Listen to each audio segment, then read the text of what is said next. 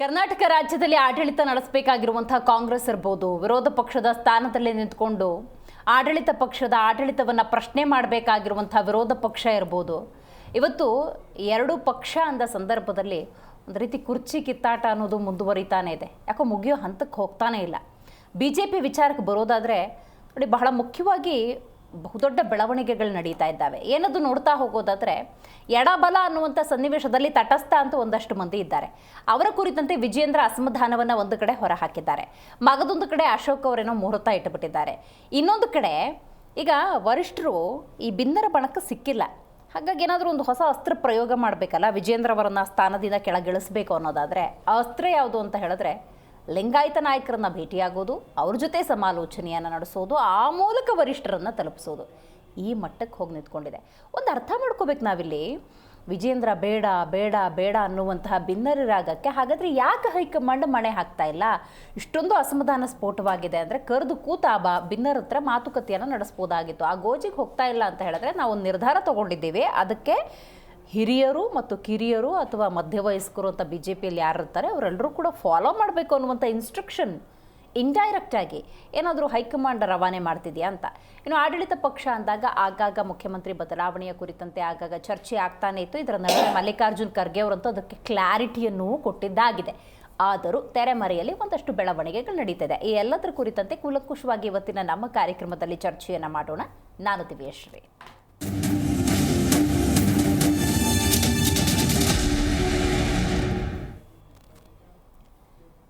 ಆಂತರಿಕವಾಗಿ ರಾಷ್ಟ್ರೀಯ ಪಕ್ಷ ಅಂತ ಕರೆಸ್ಕೊಳ್ಳೋ BJP ಮತ್ತು ಕಾಂಗ್ರೆಸ್ನಲ್ಲಿ ತಳಮಳ ಆಗಾಗ ಎದ್ದು ಕಾಣ್ತಾನೆ ಇದೆ. ಏನೇ ಇಲ್ಲ, ಜೊತೆಗೆ ಎಲ್ಲರೂ ಬಂದು ಆನ್ ಸ್ಕ್ರೀನಲ್ಲಿ ತೋರಿಸ್ಕೊಟ್ರು ಕೂಡ ತೆರೆ ಮರೆ ಅಂದಾಗ ಡೆಫಿನೆಟ್ಲಿ ಒಂದಷ್ಟು ಶೀತಲ ಸಮರ ಅನ್ನೋದು ಕಾಣುತ್ತೆ. ನಮ್ಮ ಅಸಮಾಧಾನಗಳು ಯಾರಿಗೂ ಕಾಣುವುದಿಲ್ಲ, ಪಕ್ಷದ ವೇದಿಕೆಯಲ್ಲಿ ನಾವು ಸರಿಪಡಿಸ್ಕೊಳ್ತೀವಿ ಅನ್ನುವಂಥ ಸ್ಟೇಟ್ಮೆಂಟನ್ನು ಕೊಟ್ಟರು, ಅದನ್ನು ಒಪ್ಕೊಳ್ಳುವಂಥ ಸ್ಥಿತಿಯಲ್ಲಿ ಯಾರೂ ಇಲ್ಲ. ಯಾಕಂದ್ರೆ ಅಂಥ ಬೆಳವಣಿಗೆಗಳು ಆಗ್ಬಿಟ್ಟಿದ್ದಾವೆ, ಅಂಥ ಸ್ಟೇಟ್ಮೆಂಟನ್ನು ನಾಯಕರು ಕೊಟ್ಟಿದ್ದು ಆಗಿದೆ. ಸೊ ಇದರ ನಡುವೆ ನೋಡಿ, BJP ಅಂದಾಗ ನಾವು ಬಹಳ ವಿಶೇಷವಾಗಿ ಗಮನ ಹರಿಸಲೇಬೇಕು. ಯಾಕೆ ಅಂತ ಹೇಳಿದ್ರೆ ಅದೊಂದು ವಿರೋಧ ಪಕ್ಷ. ಆಡಳಿತ ಪಕ್ಷಕ್ಕೆ ರಹದಾರಿ ಮಾಡಿಕೊಡೋದಲ್ಲ. ಇದೇ ವಿರೋಧ ಪಕ್ಷದವರು ಮೂಡ, ವಾಲ್ಮೀಕಿ, ಅಬಕಾರಿ ಇಲಾಖೆ, ವಕ್ಫ್ ಅಂತ ಧ್ವನಿ ಎತ್ತಿದ್ರಲ್ಲ, ಅದನ್ನು ದೊಡ್ಡ ಮಟ್ಟದಲ್ಲಿ ಏರಿಸಬೇಕು ಅಂದರೆ ಒಂದು ಒಮ್ಮತ ಅನ್ನೋದಿರಬೇಕು, ಒಗ್ಗಟ್ಟು ಅನ್ನೋದಿರಬೇಕು, ಆಂತರಿಕವಾಗಿ ಒಂದು ಶ್ರದ್ಧಾ ಭಕ್ತಿ ಅನ್ನೋದಿರಬೇಕಾಗತ್ತೆ. ಆದರೆ ಶಿಸ್ತಿನ ಪಕ್ಷ ಅಂತ ಕರೆಸ್ಕೊಳ್ಳೋ BJPಯಲ್ಲಿ ಅಸಮಾಧಾನ ಅನ್ನೋದು ಸ್ಫೋಟಗೊಂಡಿದೆ. ಹಾಗಾಗಿ ನೋಡಿ, ಒಂದಷ್ಟು ಬೆಳವಣಿಗೆಗಳಾಗ್ತಾ ಇದೆ. ನೋಡಿ, ಕಾಂಗ್ರೆಸ್ ಮತ್ತು BJPಯಲ್ಲಿ ಒಂದು ರೀತಿ ತಳಮಳ ನಿಲ್ಲೋ ಲಕ್ಷಣವೇ ಕಾಣ್ತಾ ಇಲ್ಲ. ಹೈಕಮಾಂಡ್ ಭೇಟಿಗೆ ಬಿನ್ನರಿಗೆ ಅವಕಾಶ ಕೂಡ ಸಿಕ್ಕಿಲ್ಲ. ಇದರ ನಡುವೆ ಆಂತರಿಕ ಕಿತ್ತಾಟದಲ್ಲಿ ವಿಜೇಂದ್ರ ಕೈಯೇ ಮೇಲಾಗತ್ತಾ ಅಂತ ನೋಡಿ, ಆಂತರಿಕವಾಗಿ ಅದೆಷ್ಟೇ ಸಮಸ್ಯೆಗಳನ್ನು ಹೇಳ್ಕೊಳ್ತಾ ಇದ್ರು ಕೂಡ, ಬಹಿರಂಗವಾಗಿ ಯತ್ನಾಳ್ ಅವರು ಕಳೆದ ಹಲವಾರು ವರ್ಷಗಳಿಂದ ಹೇಳ್ತಾ ಇದ್ರು ಕೂಡ, ಅವರದ್ದೇ ಒಂದು ಬಣ ಸಿದ್ಧವಾಗಿದ್ದರೂ ಕೂಡ, ಏಕವಚನದಲ್ಲಿ ಪದಪ್ರಯೋಗವನ್ನು ಮಾಡಿದರೂ ಕೂಡ ಸಮಸ್ಥಿತಿಯಲ್ಲಿ ವಿಜೇಂದ್ರ ಕೊಟ್ಟಂತಹ ಇಷ್ಟೂ ದಿವಸಗಳ ಸ್ಟೇಟ್ಮೆಂಟನ್ನು ನಾವು ಗಮನಿಸೋದಾದರೆ ಮತ್ತೊಂದು ಹೇಳ್ತಾ ಇದ್ರು, ಹೈಕಮಾಂಡ್ ಕೂಡ ತನ್ನ ಅಧ್ಯಕ್ಷತೆಯನ್ನು ಒಪ್ಪಿಕೊಳ್ಳತ್ತೆ, ತನ್ನನ್ನೇ ಮುಂದುವರಿಸುವಂಥ ವಿಶ್ವಾಸ ಇದೆ ಅನ್ನುವಂಥ ಮಾತನ್ನು ಹೇಳ್ತಾ ಇದ್ರು. ಅದರಲ್ಲಿ ಯಾವುದೇ ರೀತಿಯ ಬದಲಾವಣೆ ಅನ್ನೋದಾಗಿಲ್ಲ. ರೈಟ್, ಹಾಗಾದರೆ ವಿಜೇಂದ್ರ ಏನು ಮಾತಾಡಿದ್ದಾರೆ ಬನ್ನಿ ಒಂದ್ಸಲ ಕೇಳ್ಕೊಂಬರೋಣ. ನನ್ನ ಪ್ರೀತಿಯಿಂದ ವಿಜಯಣ್ಣ ಅಂತ ಹೇಳಿ ಕರೀತಾರೆ. ಕಾರಣ ನನ್ನ ಕಾರ್ಯವೈಖರಿ ಬಗ್ಗೆ ಅವರಿಗೆ ಸಂತೃಪ್ತಿ ಇದೆ. ರಾಜ್ಯದಲ್ಲಿರ್ತಕ್ಕಂಥ ಲಕ್ಷಾಂತರ ಕಾರ್ಯಕರ್ತರೇನಿದ್ದಾರೆ, ಹಗಲಿರುಳು ಪಕ್ಷದ ಯಶಸ್ಸಿಗಾಗಿ ಶ್ರಮ ಆಗ್ತಾ ಇದ್ದಾರೆ. ಈ ಭ್ರಷ್ಟ ಕಾಂಗ್ರೆಸ್ ಸರ್ಕಾರದ ವಿರುದ್ಧ ಕಳೆದ 1 ವರ್ಷದಿಂದ ನಿರಂತರವಾಗಿ ನಾವು ಹೋರಾಟಗಳನ್ನೇನ್ ಮಾಡ್ಕೊಂಡು ಬಂದಿದ್ದೇವೆ. ಈ ವಿಚಾರವಾಗಿ ನಮ್ಮ ಕಾರ್ಯಕರ್ತರಿಗೆ ತೃಪ್ತಿನೂ ಇದೆ, ಸಂತೋಷನೂ ಇದೆ, ನನ್ನ ಬಗ್ಗೆ ಹೆಮ್ಮೆನೂ ಕೂಡ ಇದೆ. ಕೆಲವು ನಾಯಕರುಗಳು ಅವರೇ ಆದಂತ ಅಭಿಪ್ರಾಯ ತಿಳಿಸಿದ್ದಾರೆ. ಅವ್ರ ಅಭಿಪ್ರಾಯ ತಪ್ಪು ಅಂತ ನಾ ಹೇಳ್ತಾ ಇಲ್ಲ, ಡೋಂಟ್ ರೀಡ್ ಮೀ ರಾಂಗ್. ಕೆಲವರು ಪಕ್ಷದ ಹಿರಿಯ ಮುಖಂಡರು ಏನು ಅಭಿಪ್ರಾಯ ಪಟ್ಟಿದ್ದಾರೆ ಅದು ಸರಿ ತಪ್ಪು ನಾನು ಈ ವೇದಿಕೆಯಲ್ಲಿ ಚರ್ಚೆ ಮಾಡೋದಕ್ಕೆ ಹೋಗೋದಿಲ್ಲ. ಆದ್ರೆ ನಮ್ದೊಂದು ರಾಷ್ಟ್ರೀಯ ಪಕ್ಷ. ಕೆಲವೊಮ್ಮೆ ನಮ್ಮ ರಾಷ್ಟ್ರೀಯ ನಾಯಕರು ಕೆಲವು ತೀರ್ಮಾನಗಳನ್ನ ಮಾಡಬೇಕಾದ್ರೆ, ಉದಾಹರಣೆ ನನ್ನ ರಾಜ್ಯದ ಅಧ್ಯಕ್ಷರಾಗಿ ಘೋಷಣೆ ಮಾಡೋದು 1 ವರ್ಷದ ಹಿಂದೆ, ನಾಯಕರ ಮಾತು ಕೇಳಿ ತೀರ್ಮಾನ ಮಾಡಬೇಕು ಅಂತೇನಿಲ್ಲ. ಕಾರ್ಯಕರ್ತರ ಅಭಿಪ್ರಾಯವನ್ನು ಗಮನಿಸನು ಕೂಡ ಕೆಲವೊಮ್ಮೆ ಕೇಂದ್ರದ ವರಿಷ್ಠರು ತೀರ್ಮಾನವನ್ನು ಕೂಡ ಮಾಡ್ತಾರೆ. ಇದ್ರ ಬಗ್ಗೆ ಯಾರು ಏನ್ ಬೇಕಾದ್ರೂ ಹಗುರವಾಗಿ ಮಾತಾಡ್ಕೊಳ್ಳಿ, ಅದ್ರ ಬಗ್ಗೆ ಸಹಿಸ್ಕೊಳ್ತೇನೆ. ಹಿರಿಯರು ಮಾತಾಡ್ಬೇಕಾದ್ರೆ ಯುವಕರಾಗಿ ಅದನ್ನ ಸಹಿಸ್ಕೊಂಡು ಹೋಗ್ಬೇಕು. ಆದ್ರೆ ಈ ಪಕ್ಷ ಕಟ್ಟಿರ್ತಕ್ಕಂಥ ಒಬ್ಬ ಹೋರಾಟಗಾರ, ರೈತ ನಾಯಕ ಯಡಿಯೂರಪ್ಪನವ್ರ ಬಗ್ಗೆ ಮಾತನಾಡಬೇಕಾದ್ರೂ ಸಹ ಎಂತ ಕೀಳ್ಮಟ್ಟದ ಭಾಷೆನ ಪ್ರಯೋಗ ಮಾಡ್ತಾ ಇದ್ದಾರೆ. ಅವೆಲ್ಲವನ್ನೂ ಕೂಡ ನೋಡ್ಕೊಂಡು ಕೂರ್ತಕ್ಕಂಥದ್ದು ಅಪರಾಧನೇ. ಇವತ್ತು ಅನೇಕ ಹಿರಿಯರು ಕೂಡ ಕಳೆದ 1 ವರ್ಷದಿಂದ ನಿರಂತರವಾಗಿ ಯಡಿಯೂರಪ್ಪನವ್ರನ್ನ ತೇಜೋವಧೆ ಮಾಡ್ತಕ್ಕಂಥ ಕೆಲಸ ಆಗ್ತಾ ಇದೆ. ಯಡಿಯೂರಪ್ಪನವರಿಗೆ ಅವಮಾನ ಮಾಡ್ತಕ್ಕಂಥ ಕೆಲಸ ಮಾಡ್ತಾ ಇದ್ದಾರೆ. ಈ ಹೇಳಿಕೆಗಳೇನ್ ನೀಡ್ತಾ ಇದ್ದಾರೆ, ಯಾರೇ ನೀಡ್ತಾ ಇರ್ಬೋದು, ಆ ಹೇಳಿಕೆಗಳು ತಪ್ಪು, ಅದು ಸರಿಯಲ್ಲ, ಈ ರೀತಿ ಹೇಳಿಕೆ ಕೊಡಬೇಡಿ, ಕಾರ್ಯಕರ್ತರಿಗೆ ನೋವಾಗ್ತದೆ ಅನ್ನುವುದು ಒಂದು ಬಾರಿನೂ ಕೂಡ ಯಾರು ಕೂಡ ಅವ್ರಿಗೆ ಹೇಳ್ತಕ್ಕಂಥ ಪ್ರಯತ್ನನೂ ಕೂಡ ಮಾಡದೇ ಇರ್ತಕ್ಕಂಥದ್ದು ದುರ್ದೈವ ಅಂತೇಳಿ ಸಂದರ್ಭ ಹೇಳೋದಕ್ಕೆ ಇಚ್ಛ ಪಡ್ತೇನೆ. ಆದ್ರೆ ಒಂದ್ ಮಾತನಾಡಿ ಸಂದರ್ಭ ಸ್ಪಷ್ಟಪಡಿಸ್ತೇನೆ. ನಾನು ಮಾತನಾಡಬಾರ್ದು ಅನ್ಕೊಂಡಿದ್ದೆ, ಆದ್ರೆ ಪದೇ ಪದೇ ವಿಜಯೇಂದ್ರ ಹಿರಿಯರನ್ನ ವಿಶ್ವಾಸಕ್ಕೆ ತೆಗೆದುಕೊಂಡು ಹೋಗ್ತಾ ಇಲ್ಲ. ವಿಜಯೇಂದ್ರ ಏಕಪಕ್ಷೀಯವಾಗಿ ನಿರ್ಧಾರ ಮಾಡ್ತಾ ಇದ್ದಾರೆ. ಒಂದ್ ರೀತಿ ನನ್ನನ್ನ ಅಪರಾಧಿ ಸ್ಥಾನದಲ್ಲಿ ನಿಲ್ಲಿಸ್ತಕ್ಕಂಥ ಪ್ರಯತ್ನ ಕೆಲವರು ಮಾಡ್ತಾ ಇದ್ದಾರೆ.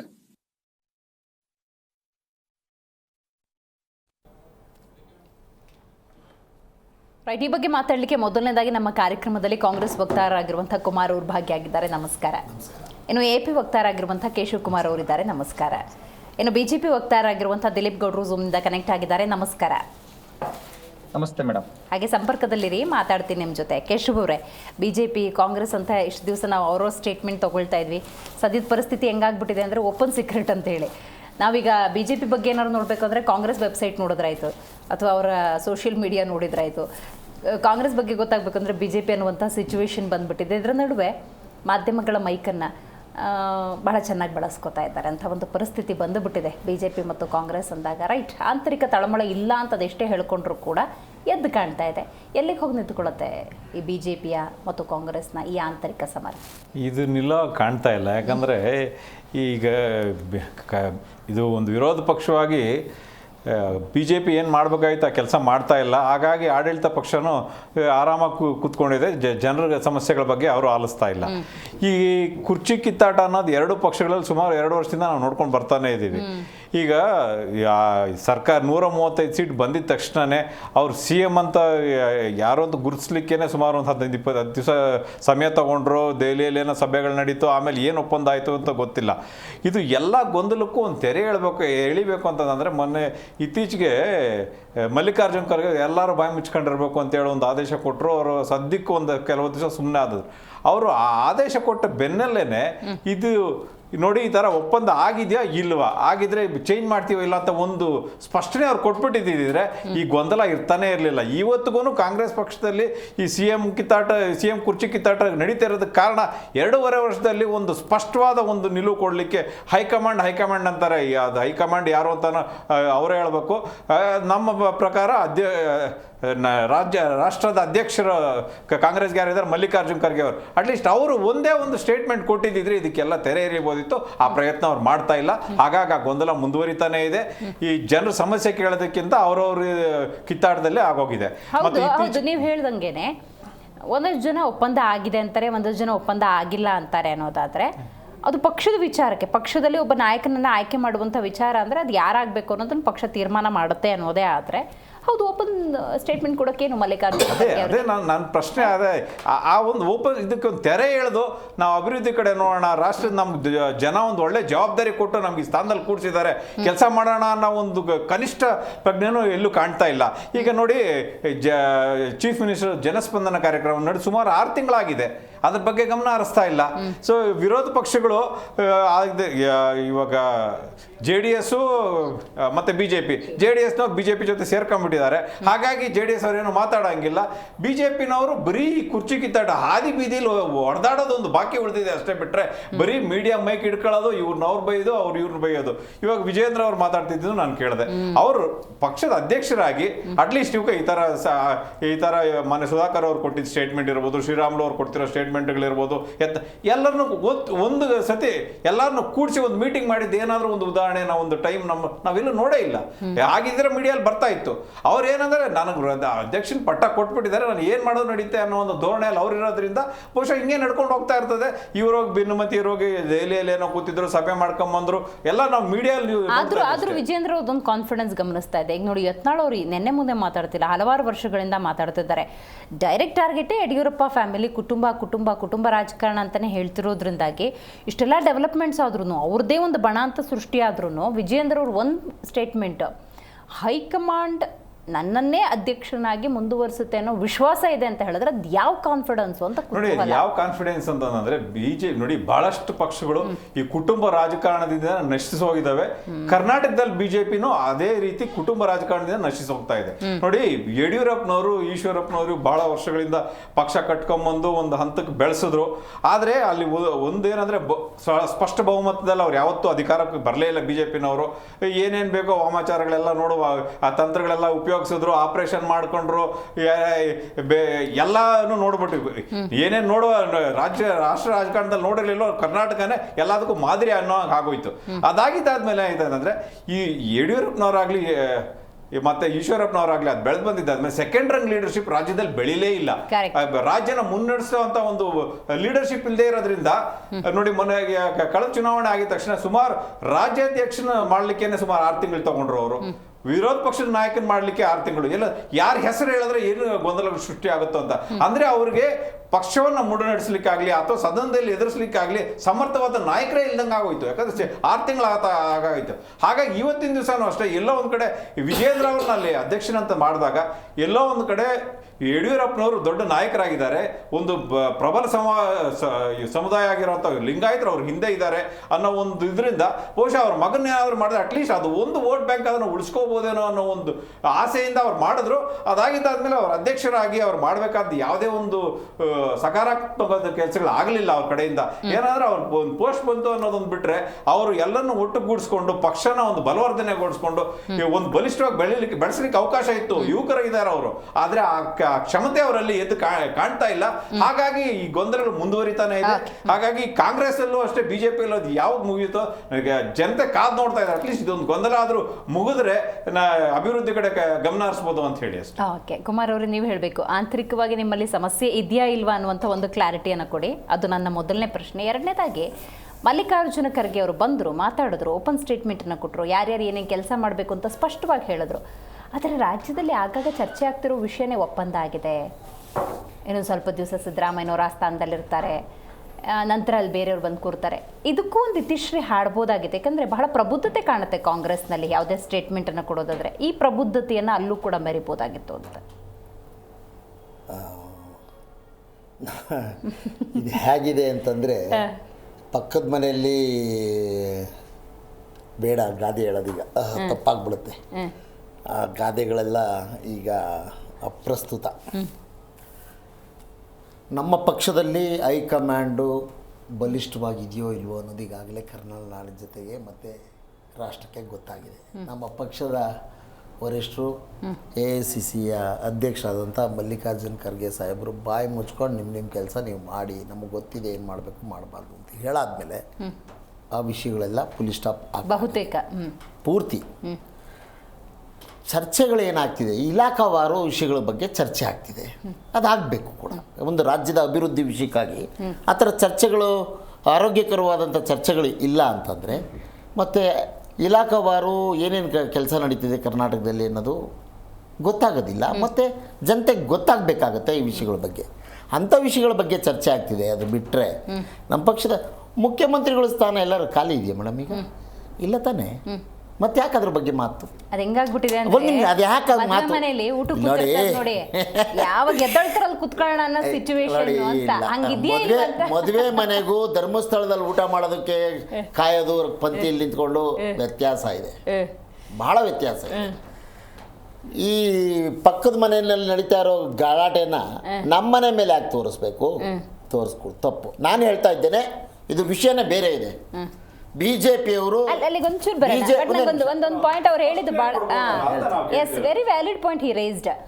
ಈಗ ನೋಡಿ, ಮಲ್ಲಿಕಾರ್ಜುನ ಖರ್ಗೆ ಅವರು ಅಂಥ ತಾಕೀತು ಇದುವರೆಗೂ ಮಾಡಿದ್ರು ಇಲ್ವಾ? ಸರಿಯಾಗಿ ಕ್ಲಾಸ್ ತೊಗೊಂಡಿದ್ದಾರೆ. ಎಲ್ಲ ಕೈಕಟ್ಟು ಬಾಯಿ ಮುಚ್ಚಂತಾರಲ್ಲ ಅಂಥ ಸಿಚುವೇಶನ್.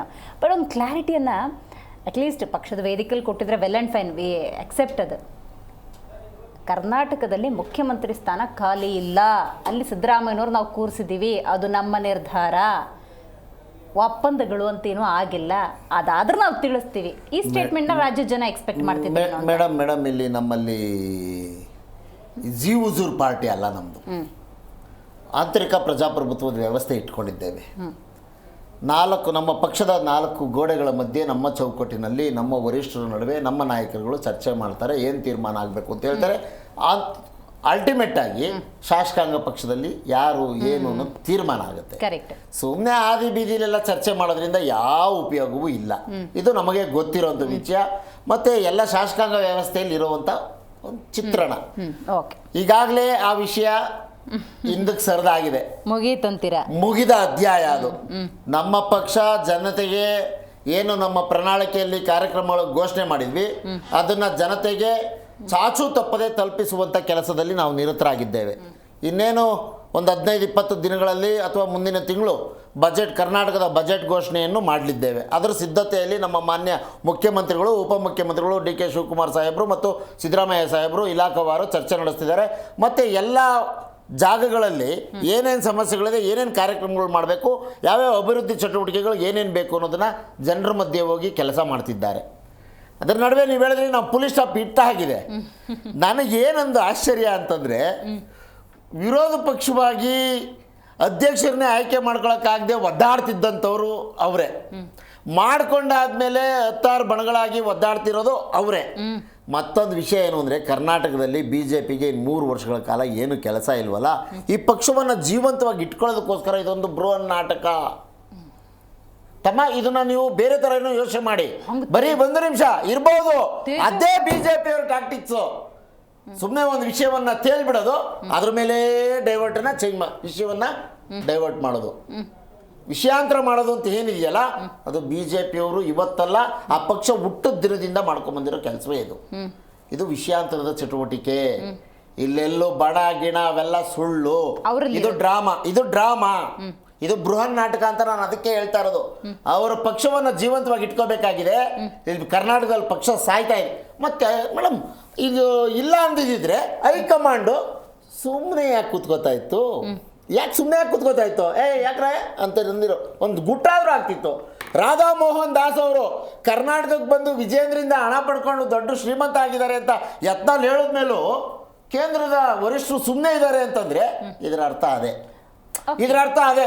ಮೇಡಮ್, ನೀವು ಒಂದೇ ಆಂಗಲಲ್ಲಿ ಯೋಚನೆ ಮಾಡ್ತೀರಿ, ಇಲ್ಲಿ ನಡೀತಿರೋ ವಿದ್ಯಮಾನಗಳ ಬಗ್ಗೆ ನೀವು ಅನ್ಕೊಂಡು ಯೋಚನೆ ಮಾಡ್ತಿದ್ರಿ. ಆದ್ರೆ BJP ಆಂತರ್ಯದಲ್ಲಿ ಅದಲ್ಲ ಇರೋದು ವಿಷಯವೇ ಬೇರೆ. ಅವ್ರ ಪಕ್ಷವನ್ನ ಜೀವಂತವಾಗಿ ಕರ್ನಾಟಕದಲ್ಲಿ ಇಟ್ಕೋಬೇಕಾಗಿದೆ. ಆ ಕಾರಣ ಇಲ್ಲ, ಅದೆಲ್ಲ ಸತ್ತು ಮಲಗಾಯ್ತು ಕರ್ನಾಟಕದಲ್ಲಿ ವಿಷಯದಲ್ಲಿ. ಇವ್ರ ಧರ್ಮ, ಜಾತಿ, ಇಜಾಬು, ಅಜಾನು, ಗೋತ್ಯ ಯಾವ ಇಲ್ಲಿ ನಡೆಯಲ್ಲ ಅನ್ನೋದು ಗೊತ್ತಾಯ್ತು ಅವ್ರಿಗೆ. ಅದಕ್ಕಾಗಿ ಪಕ್ಷ ಮುಳುಗೋಗುತ್ತೆ. ಮುಳುಗೋಗೋದು ಬೇಡಪ್ಪ, ಸದ್ಯದಲ್ಲಿ ಒಂದು ಸ್ವಲ್ಪ ದಿನ ಜೀವಂತವಾಗಿ ಇಟ್ಕೊಳ್ಳಿ ಈ ನಾಟಕ ಆಡಿಸ್ತಾ ಇದ್ದಾರೆ. ಈ ನಾಟಕ ಆಡಿಸ್ತಾ ಇರೋದೇ ಅದಕ್ಕೆ. ಮೇಡಮ್, ನಾನು ಸ್ಪಷ್ಟ ಇದ್ದೇನೆ ಈ ವಿಷಯದಲ್ಲಿ. ಅವ್ರು ಹೇಳಿದ್ದಾರೆ 10ನೇ ತಾರೀಕಿಗೆ ಇದು ಇತ್ಯರ್ಥ ಆಗುತ್ತೆ ಅಂತ. ಅಂದ್ರೆ 2 ತಿಂಗಳು, 1 ತಿಂಗಳಿಗೆ ಮುಂದಕ್ಕೆ ಹಾಕಿ 3 ವರ್ಷದ ಗಂಟೆ ತಳ್ಳೋದು, ಆಮೇಲೆ ಒಬ್ಬರನ್ನ ಯಾರನ್ನ ಕೂರಿಸೋದು. ಸಂತೋಷ್ ಜಿ ಅವ್ರು ಯಾಕೆ ಮಾತಾಡಲಿಲ್ಲ ಆಗಿದೆ ಈ ವಿಷಯದ ಬಗ್ಗೆ? ನಾನು ಸುಮ್ಮನೆ ಕೇಳ್ತೇನೆ. ಕರ್ನಾಟಕದವರಲ್ವಾ, ಅವರೇ ಬಹಳ ಪ್ರಮುಖ ಸ್ಥಾನದಲ್ಲಿದ್ದಾರಲ್ಲ, ಅವರಾದ್ರೂ ಮಾತಾಡಬೇಕಾಗಿತ್ತಲ್ಲ. ಕೊನೆ ಪಕ್ಷ ನಡ್ಡಾ ಅವ್ರು ಮಾತಾಡೋಕ್ಕೆ ಟೈಮ್ ಇಲ್ಲ, ಅಮಿತ್ ಶಾ ಅವ್ರು ಮಾತಾಡೋಕ್ಕೆ ಟೈಮ್ ಇಲ್ಲ, ಮೋದಿ ಅವ್ರು ಮಾತಾಡೋಕ್ಕೆ ಟೈಮ್ ಇಲ್ಲ, ರಾಧಾ ಮೋಹನ್ ದಾಸ್ ಮಾತುಗಂತೂ ಕಿಂಚಿತ್ತು ಬೆಲೆಯೇ ಇಲ್ಲ. ಅವ್ರ ಉಸ್ತುವಾರಿ ಕರ್ನಾಟಕಕ್ಕೆ. ಸಂತೋಷ್ ಜಿ ಮಾತಾಡ್ಬೋದಾಗಿತ್ತಲ್ಲ, ಬೇಡ ಸದಾನಂದ ಗೌಡರು ಮಾತಾಡ್ಬೋದಾಗಿತ್ತಲ್ಲ. ಇವರೇ ಇವತ್ತು ಆರೋಪ ಮಾಡಿದ್ದಾರೆ, ಯಾರು ವಿಜೇಂದ್ರ ಅವರೇ, ಹಿರಿಯರು ತಟಸ್ಥವಾಗಿದ್ದಾರೆ. ತಟಸ್ಥ ಬಣ ಯಾರಿಗೆ? ಬೊಮ್ಮಾಯಿ ಅವ್ರಿಗೆ ಹೇಳಿರೋ ಮಾತು. ನಮ್ಮಿಂದಲೇ ನೀವು ಮುಖ್ಯಮಂತ್ರಿ ಆಗಿದ್ದು, ನಮ್ಮ ಅಪ್ಪನ ಬೈತಾ ಇದ್ದಾರೆ, ನೀವೆಲ್ಲ ಯಾಕೆ ಮಾತಾಡ್ಸೋ ಅವ್ರ ಬಾಯಿ ಮುಗಿಸ್ತಾ ಇಲ್ಲ ಅಂತ. ಮೇಡಮ್, ಇಲ್ಲೊಂದು ದೊಡ್ಡ ಪಟ್ಟಿ ಇದೆ, ಒಂದಲ್ಲ 4 ಬಣ ಆಗಿದೆ. ಯತ್ನಾಳ್ ಅವ್ರೊಂದು ಬಣ, ರಮೇಶ್ ಜಾರಕಿಹೊಳಿ ಅವ್ರೊಂದು ಬಣ, ಸುಧಾಕರ್ದೊಂದು ಬಣ, ರಾಮುಲು ಅವ್ರದ್ದೊಂದು ಬಣ. ಆಯ್ತಾ? ಜಗದೀಶ್ ಶೆಟ್ಟರ್ ಅವ್ರೇನು ಭಾಳ ಸುಮ್ಮನೆ ಸೈಲೆಂಟ್ ಆಗಿದ್ದಾರಲ್ಲ, ಏನು ವಿಷಯ? ಈಶ್ವರಪ್ಪ ಅವ್ರನ್ನಂತೂ ಈಚೆ ಹಾಕಾಯ್ತು. ಆಯಿತು ಮೇಡಮ್, ಈ ಗಜನಿ ಮೊಹಮ್ಮದ್ದು ಏನೋ ದಂಡಯಾತ್ರೆ ಅಂತಿದ್ರಲ್ಲ, ಅದೇ ಥರ ಆಗೋಯ್ತಲ್ಲ ಇವ್ರದ್ದು ಬಿನ್ನರ್ದು ದಂಡಯಾತ್ರೆ. ಆಯ್ತಾ ಇಲ್ವೋ? ನೀವು ಹೇಳಿ, ದಂಡಯಾತ್ರೆಯಿಂದ ಏನಾದ್ರು ಉಪಯೋಗ ಆಯ್ತಾ? Okay. ಏನಾದ್ರು ಕೊಳ್ಳೆ ಹೊಡ್ಕೊಂಡು ಹೋದ್ರಾ? ಕೊಳ್ಳೆ ಹೊಡ್ಕೊಂಬಂದಿದ್ದು ಕರ್ನಾಟಕಕ್ಕೆ ಹೇಳಿದ್ರ? ಅದೂ ಹೇಳಲಿಲ್ಲ. ದಿನ ಬೆಳಗಾದ್ರೆ ಇದು ನೀವು ತೋರ್ಸೋದು, ಇವತ್ತೆಲ್ಲ ವಿಮಾನ ಹತ್ತಿದ್ರು, ವಿಮಾನ ಇಳಿದ್ರು. ಏನು ಅಂದ್ರೆ ಬಿಜೆಪಿ ಪಕ್ಷವನ್ನ ಜೀವಂತವಾಗಿ ಇಟ್ಕೊಳ್ಳೋಂಥ ನಾಟಕ. Right. ಆಯ್ತು ಮೇಡಮ್, ಲಿಂಬಾವಳಿ ಅವ್ರದ್ದೇನು ಪಾತ್ರ? ಲಿಂಬಾವಳಿ ಪ್ರತಾಪ್ ಸಿಂಹ ಏನು ಮಾಡ್ತಿದ್ದಾರೆ? ಏನು ವೀರಾವೇಶದಿಂದ ಮಾತು ಮುಂಚೆ ಟಕ್ಕಂತ ಬಂದು ಮಾತನಾಡ್ಬಿಡೋರು, ಒಂದು ಮಾತು ಇಲ್ಲ. ಆಯಿತು, ಸುಧಾ ಸದಾನಂದ ಗೌಡ್ರದಂತೂ, ಬಸವರಾಜ ಬೊಮ್ಮಾಯಿ ಅವ್ರದಂತೂ ಇಲ್ವೇ. ಆರ್ ಅಶೋಕ್ ಅವರು ಏನೇನೋ ಭಾಳ ವಿರೋಧ ಪಕ್ಷದ ನಾಯಕರು ವೀರಾವೇಶದಲ್ಲಿ ಹಂಗೆ ಹಿಂಗೆ ಅಂತಿದ್ರು, ಎಲ್ಲ ಒಂದು ಮಾತು ಇಲ್ಲ ಅವ್ರದ್ದು ಪಾಪ. ಹಾಂ ಅಲ್ವಾ ಮೇಡಮ್? ಸುಧಾಕರ್ ಅವರು ಮಾತು ಎತ್ತಿಸ್ಬಿಟ್ಟು ಸೈಲೆಂಟ್ ಆಗವ್ರೆ. ಸಿದ್ದೇಶ್ವರ ಅವ್ರದ್ದೊಂದು ಬಣ, ಅವ್ರೇನು ಮಾಡ್ತಾರೋ ಗೊತ್ತಿಲ್ಲ. ಈಗ 9ನೇ ತಾರೀಕು 10ನೇ ತಾರೀಕು ಸೋಮಣ್ಣ ಅವ್ರ ಮನೆ ಪೂಜೆ ಇದೆ, ಅವತ್ತು ಹೋಗ್ತೀವಿ ಮತ್ತೆ ಅಂತ ಈಗ ಬಿಟ್ಟಿದ್ದಾರೆ. ಅದಾದ್ಮೇಲೆ ಅದೊಂದು ಸಮಾವೇಶ ಇದೆ, ಅದೆಂಥದ್ದು ಜಾತ್ರೆ ಇದೆ ದಾವಣಗೆರೆಯಲ್ಲಿ, ಅದಾದ್ಮೇಲೆ ಮಾತಾಡ್ತೀವಿ ನಾವು ಅಂತ ಈ ಬಣ ಬಿಡ್ತಿದ್ದಾರೆ. ಅಲ್ಲ, ಇದು ಹೇಗಿದೆ ಅಂದ್ರೆ ನೋಡಿ ಮೇಡಮ್, ಇವ್ರ ಕಚ್ಚಾಟವನ್ನ ಒಂದು ಸಮುದಾಯ, ಒಂದು ಜನ, ಸಮುದಾಯದ ಒಂದು ಸಮಾಜಕ್ಕೆ ಸಮೀಕರಣಗೊಳಿಸ್ತಾ ಇದ್ದಾರಲ್ಲ, ಇದು ತಪ್ಪಲ್ವಾ? ರೈಟ್. ತಪ್ಪಲ್ವಾ? ಅವ್ರ ವೈಯಕ್ತಿಕ ಸಮಸ್ಯೆ, ಆ ಸಮಾಜ ಏನ್ ಮಾಡ್ತು? ಈಗ ಇಡೀ ಸಮಾಜವೇ ಒಡೆದು ಚೂರ್ ಚೂರ್ ಆಗುವಂತ ಬಣಗಳು ಸೃಷ್ಟಿಯಾಗಿ ಬಿಜೆಪಿ ಪಕ್ಷ ಸತ್ಯ ಅವ್ರಿಗೆ ಅಪಾಯಕಾರಿ. ನನಗೆ ಅದೇ ಆಶ್ಚರ್ಯ ಆಗ್ತಾ ಇದೆ. ದಿಲೀಪ್ ಅವರೇ, ಕುಮಾರ್ ಅವ್ರು ಹೇಳ್ತಾ ಇದ್ರು, ಅವರ ವಿಶ್ಲೇಷಣೆಯನ್ನು ನೀವು ಗಮನಿಸಿದ್ದೀರಿ ಅಂತ ಭಾವಿಸ್ತೀನಿ. ಬಿಜೆಪಿ ಮಾಡ್ತಿರೋದೇ ಬೃಹನ್ ನಾಟಕ ಅಂತ ಅಂದ್ರು. ಅದು ಹೆಂಗೆ ಅಂತ? ಅಲ್ಲ ನೋಡಿ, ಅದೇನ್ ನಾಟಕ ಮಾಡ್ತಿದ್ದೀರಾ ಸ್ವಲ್ಪ ಹೇಳ್ಬಿಡಿ. ಅಲ್ಲ ಈಗ ಅವರ ಭ್ರಷ್ಟಾಚಾರಗಳನ್ನ ಮುಚ್ಚಿಟ್ಕೊಳ್ಳಿಕ್ಕೋಸ್ಕರ ಪಾಪ ಏನೇನ್ ನಾಟಕಗಳು ಆಡ್ಬೇಕೋ ಅವ್ರೆಲ್ಲ ಹಾಡ್ತಾ ಇದಾರೆ. ಈಗ ಮೊನ್ನೆ ತಾನೇ ನೀವು ನೋಡಿದ್ರಿ, ಇರಿ ಒಂದ್ ನಿಮಿಷ, ನೀವು ನಲಪಾಡ್ದು ಬಿಟ್ ಕಾಯಿನ್ ಹಗರಣ ಒಂದು ಆಲ್ರೆಡಿ ಇವ್ರದ್ದು ಬರ್ತಾ ಇದೆ. ದಿನೇ ದಿನೇ ಇವ್ರದ್ದು ಹಗರಣಗಳು ಜಾಸ್ತಿ ಆಗ್ತಾ ಇದೆ. ಇನ್ನ ಬಿಜೆಪಿಯ ಒಂದು ಅದೇನೋ ಹೇಳ್ತಿದ್ರು, ಒಳಗಡೆ ಕಿತ್ತಾಟ ಇದೆ, ನಮ್ಮಲ್ಲಿ ಕುರ್ಚಿ ಖಾಲಿ ಇಲ್ಲ, ಕಾಂಗ್ರೆಸ್ ನಲ್ಲಿ ಸಿಎಂ ಕುರ್ಚಿ ಖಾಲಿ ಇಲ್ಲ ಅಂತೇಳಿ. ಹೌದು ಸ್ವಾಮಿ, ನಮ್ಮ ಫಸ್ಟ್ ರಿಯಾಕ್ಷನ್ ತಗೋಣ. ಒಂದ್ ನಿಮಿಷ, ಫಸ್ಟ್ ರಿಯಾಕ್ಷನ್ ಕೊಡೋವರೆಗೂ ದಯಮಾಡಿ ನೀವು ತಾಳ್ಮೆಯಿಂದ ಕುಳಿತುಕೊಡಿ. ಆಮೇಲೆ ಬೇಕಾದ್ರೆ ನಿಮ್ ಚರ್ಚೆ ಇದ್ರೆ ಮಾತಾಡಿ. ಕುಮಾರ್ ಅವರೇ, ಬಿಜೆಪಿನಲ್ಲೂ ಸಹ ಅಧ್ಯಕ್ಷ ಸ್ಥಾನದ ಕುರ್ಚಿ ಖಾಲಿ ಇಲ್ಲ. ಅಕಸ್ಮಾತ್ ಏನೋ ಕುರ್ಚಿ ಖಾಲಿ ಆದ್ರೆ ವರಿಷ್ಠರು ನಮ್ಮಲ್ಲಿ ಇದ್ದಾರೆ, ನಮ್ಮಲ್ಲಿ ಏನು ಅದನ್ನ ಸರಿಪಡಿಸ್ತಕ್ಕಂಥ ಕೆಲಸವನ್ನ ಮಾಡ್ತಾರೆ. ಹೇಳಿ ಕೇಳಿ ನಮ್ದು ಒಂದು ದೊಡ್ಡ ಪಕ್ಷ, ಪ್ರಪಂಚದಲ್ಲಿ ಅತಿ ಹೆಚ್ಚು ಕಾರ್ಯಕರ್ತರ ಪಡೆಯನ್ನು ಹೊಂದಿರತಕ್ಕಂಥ ಪಕ್ಷ. ಆ ಪಕ್ಷದಲ್ಲಿ ಒಂದು ಕಾಂಪಿಟೇಷನ್ ಅಂತಕ್ಕಂಥದ್ದು ಇರ್ತಕ್ಕಂಥದ್ದು ಸಹಜ, ಅದಿರ್ಬೇಕು. ಪ್ರಜಾಪ್ರಭುತ್ವ ವ್ಯವಸ್ಥೆನಲ್ಲಿ ಕಾಂಪಿಟೇಷನ್ ಇದ್ದಾಗ ಮಾತ್ರ ಆ ಪಕ್ಷ ಉಳ್ಕೊಳ್ಳಿಕ್ಕೆ ಸಾಧ್ಯ. ಮತ್ತೆ ಇವತ್ತು ಒಂದು ಚರ್ಚೆ ನಡೀತಾ ಇರ್ಬೋದು, ಅಧ್ಯಕ್ಷ ಸ್ಥಾನ ನಾ ಇರ್ಬೇಕಾ ಅಥವಾ ಮುಂದುವರಿಬೇಕಾ ಅಂತ. ಯಾಕೆಂತಂದ್ರೆ ಹೇಳಿ ಕೇಳಿ ಅರ್ಧಕ್ಕೆ ಆಗಿದ್ದಂಥದ್ದು. ಯಾರೋ ನಮ್ಮ ರಾಜ್ಯ ವಿಜಯೇಂದ್ರ ಅವರು ರಾಜ್ಯಾಧ್ಯಕ್ಷರಾಗಿ ಅರ್ಧ ಅವಧಿಗೆ ಆಗಿರ್ತಕ್ಕಂಥದ್ದು ಈಗ ಮುಂದುವರಿಸಬೇಕಾ ಇಲ್ವಾ ಅಂತೇಳಿ. ಯಾಕೆಂದ್ರೆ ನಮ್ಮಲ್ಲಿ ದೊಡ್ಡ ಒಂದು ಚಟುವಟಿಕೆ ನಡೀತಾ ಇದೆ, ಒಂದು ಸಂಘಟನಾ ಪರ್ವ ಅಂತೇಳಿ ನಡೀತಾ ಇದೆ. ಫಸ್ಟ್ ಬೂತ್ ಅಧ್ಯಕ್ಷರನ್ನು ಸೆಲೆಕ್ಟ್ ಮಾಡ್ತಾರೆ, ಬೂತ್ ಅಧ್ಯಕ್ಷರಿಂದ ತಾಲೂಕು ಅಧ್ಯಕ್ಷರಾಗ್ತಾರೆ, ತಾಲೂಕು ಅಧ್ಯಕ್ಷರು ಜಿಲ್ಲಾಧ್ಯಕ್ಷರಾಗ್ತಾರೆ, ಜಿಲ್ಲಾಧ್ಯಕ್ಷರು ಈಗ ರಾಜ್ಯಾಧ್ಯಕ್ಷರನ್ನ ಸೆಲೆಕ್ಟ್ ಮಾಡಬೇಕಾಗಿದೆ. ರಾಜ್ಯಾಧ್ಯಕ್ಷರುಗಳು ಸೇರ್ಕೊಂಡು ರಾಷ್ಟ್ರ ಅಧ್ಯಕ್ಷರನ್ನ ಮಾಡ್ತಾರೆ.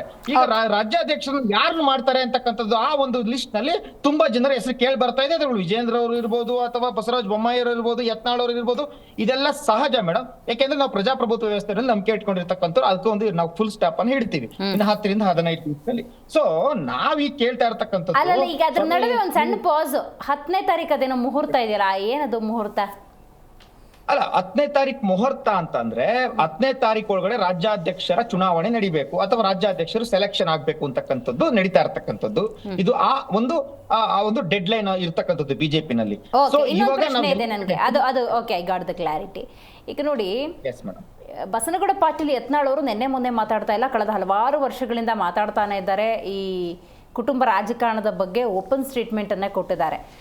ಈಗ ವಿಜೇಂದ್ರ ಅವರು ಆ ಸ್ಥಾನದ ಮೇಲೆ ಕೂತ್ಕೊಂಡ್ರ ಮೇಲಂತೂ ಅದು ಟ್ರಿಗರ್ ಆಗೋಯ್ತು, ಅದು ಜಾಸ್ತಿನೇ ಆಗೋಯ್ತು ಅಂತ ಹೇಳ್ಬೋದು.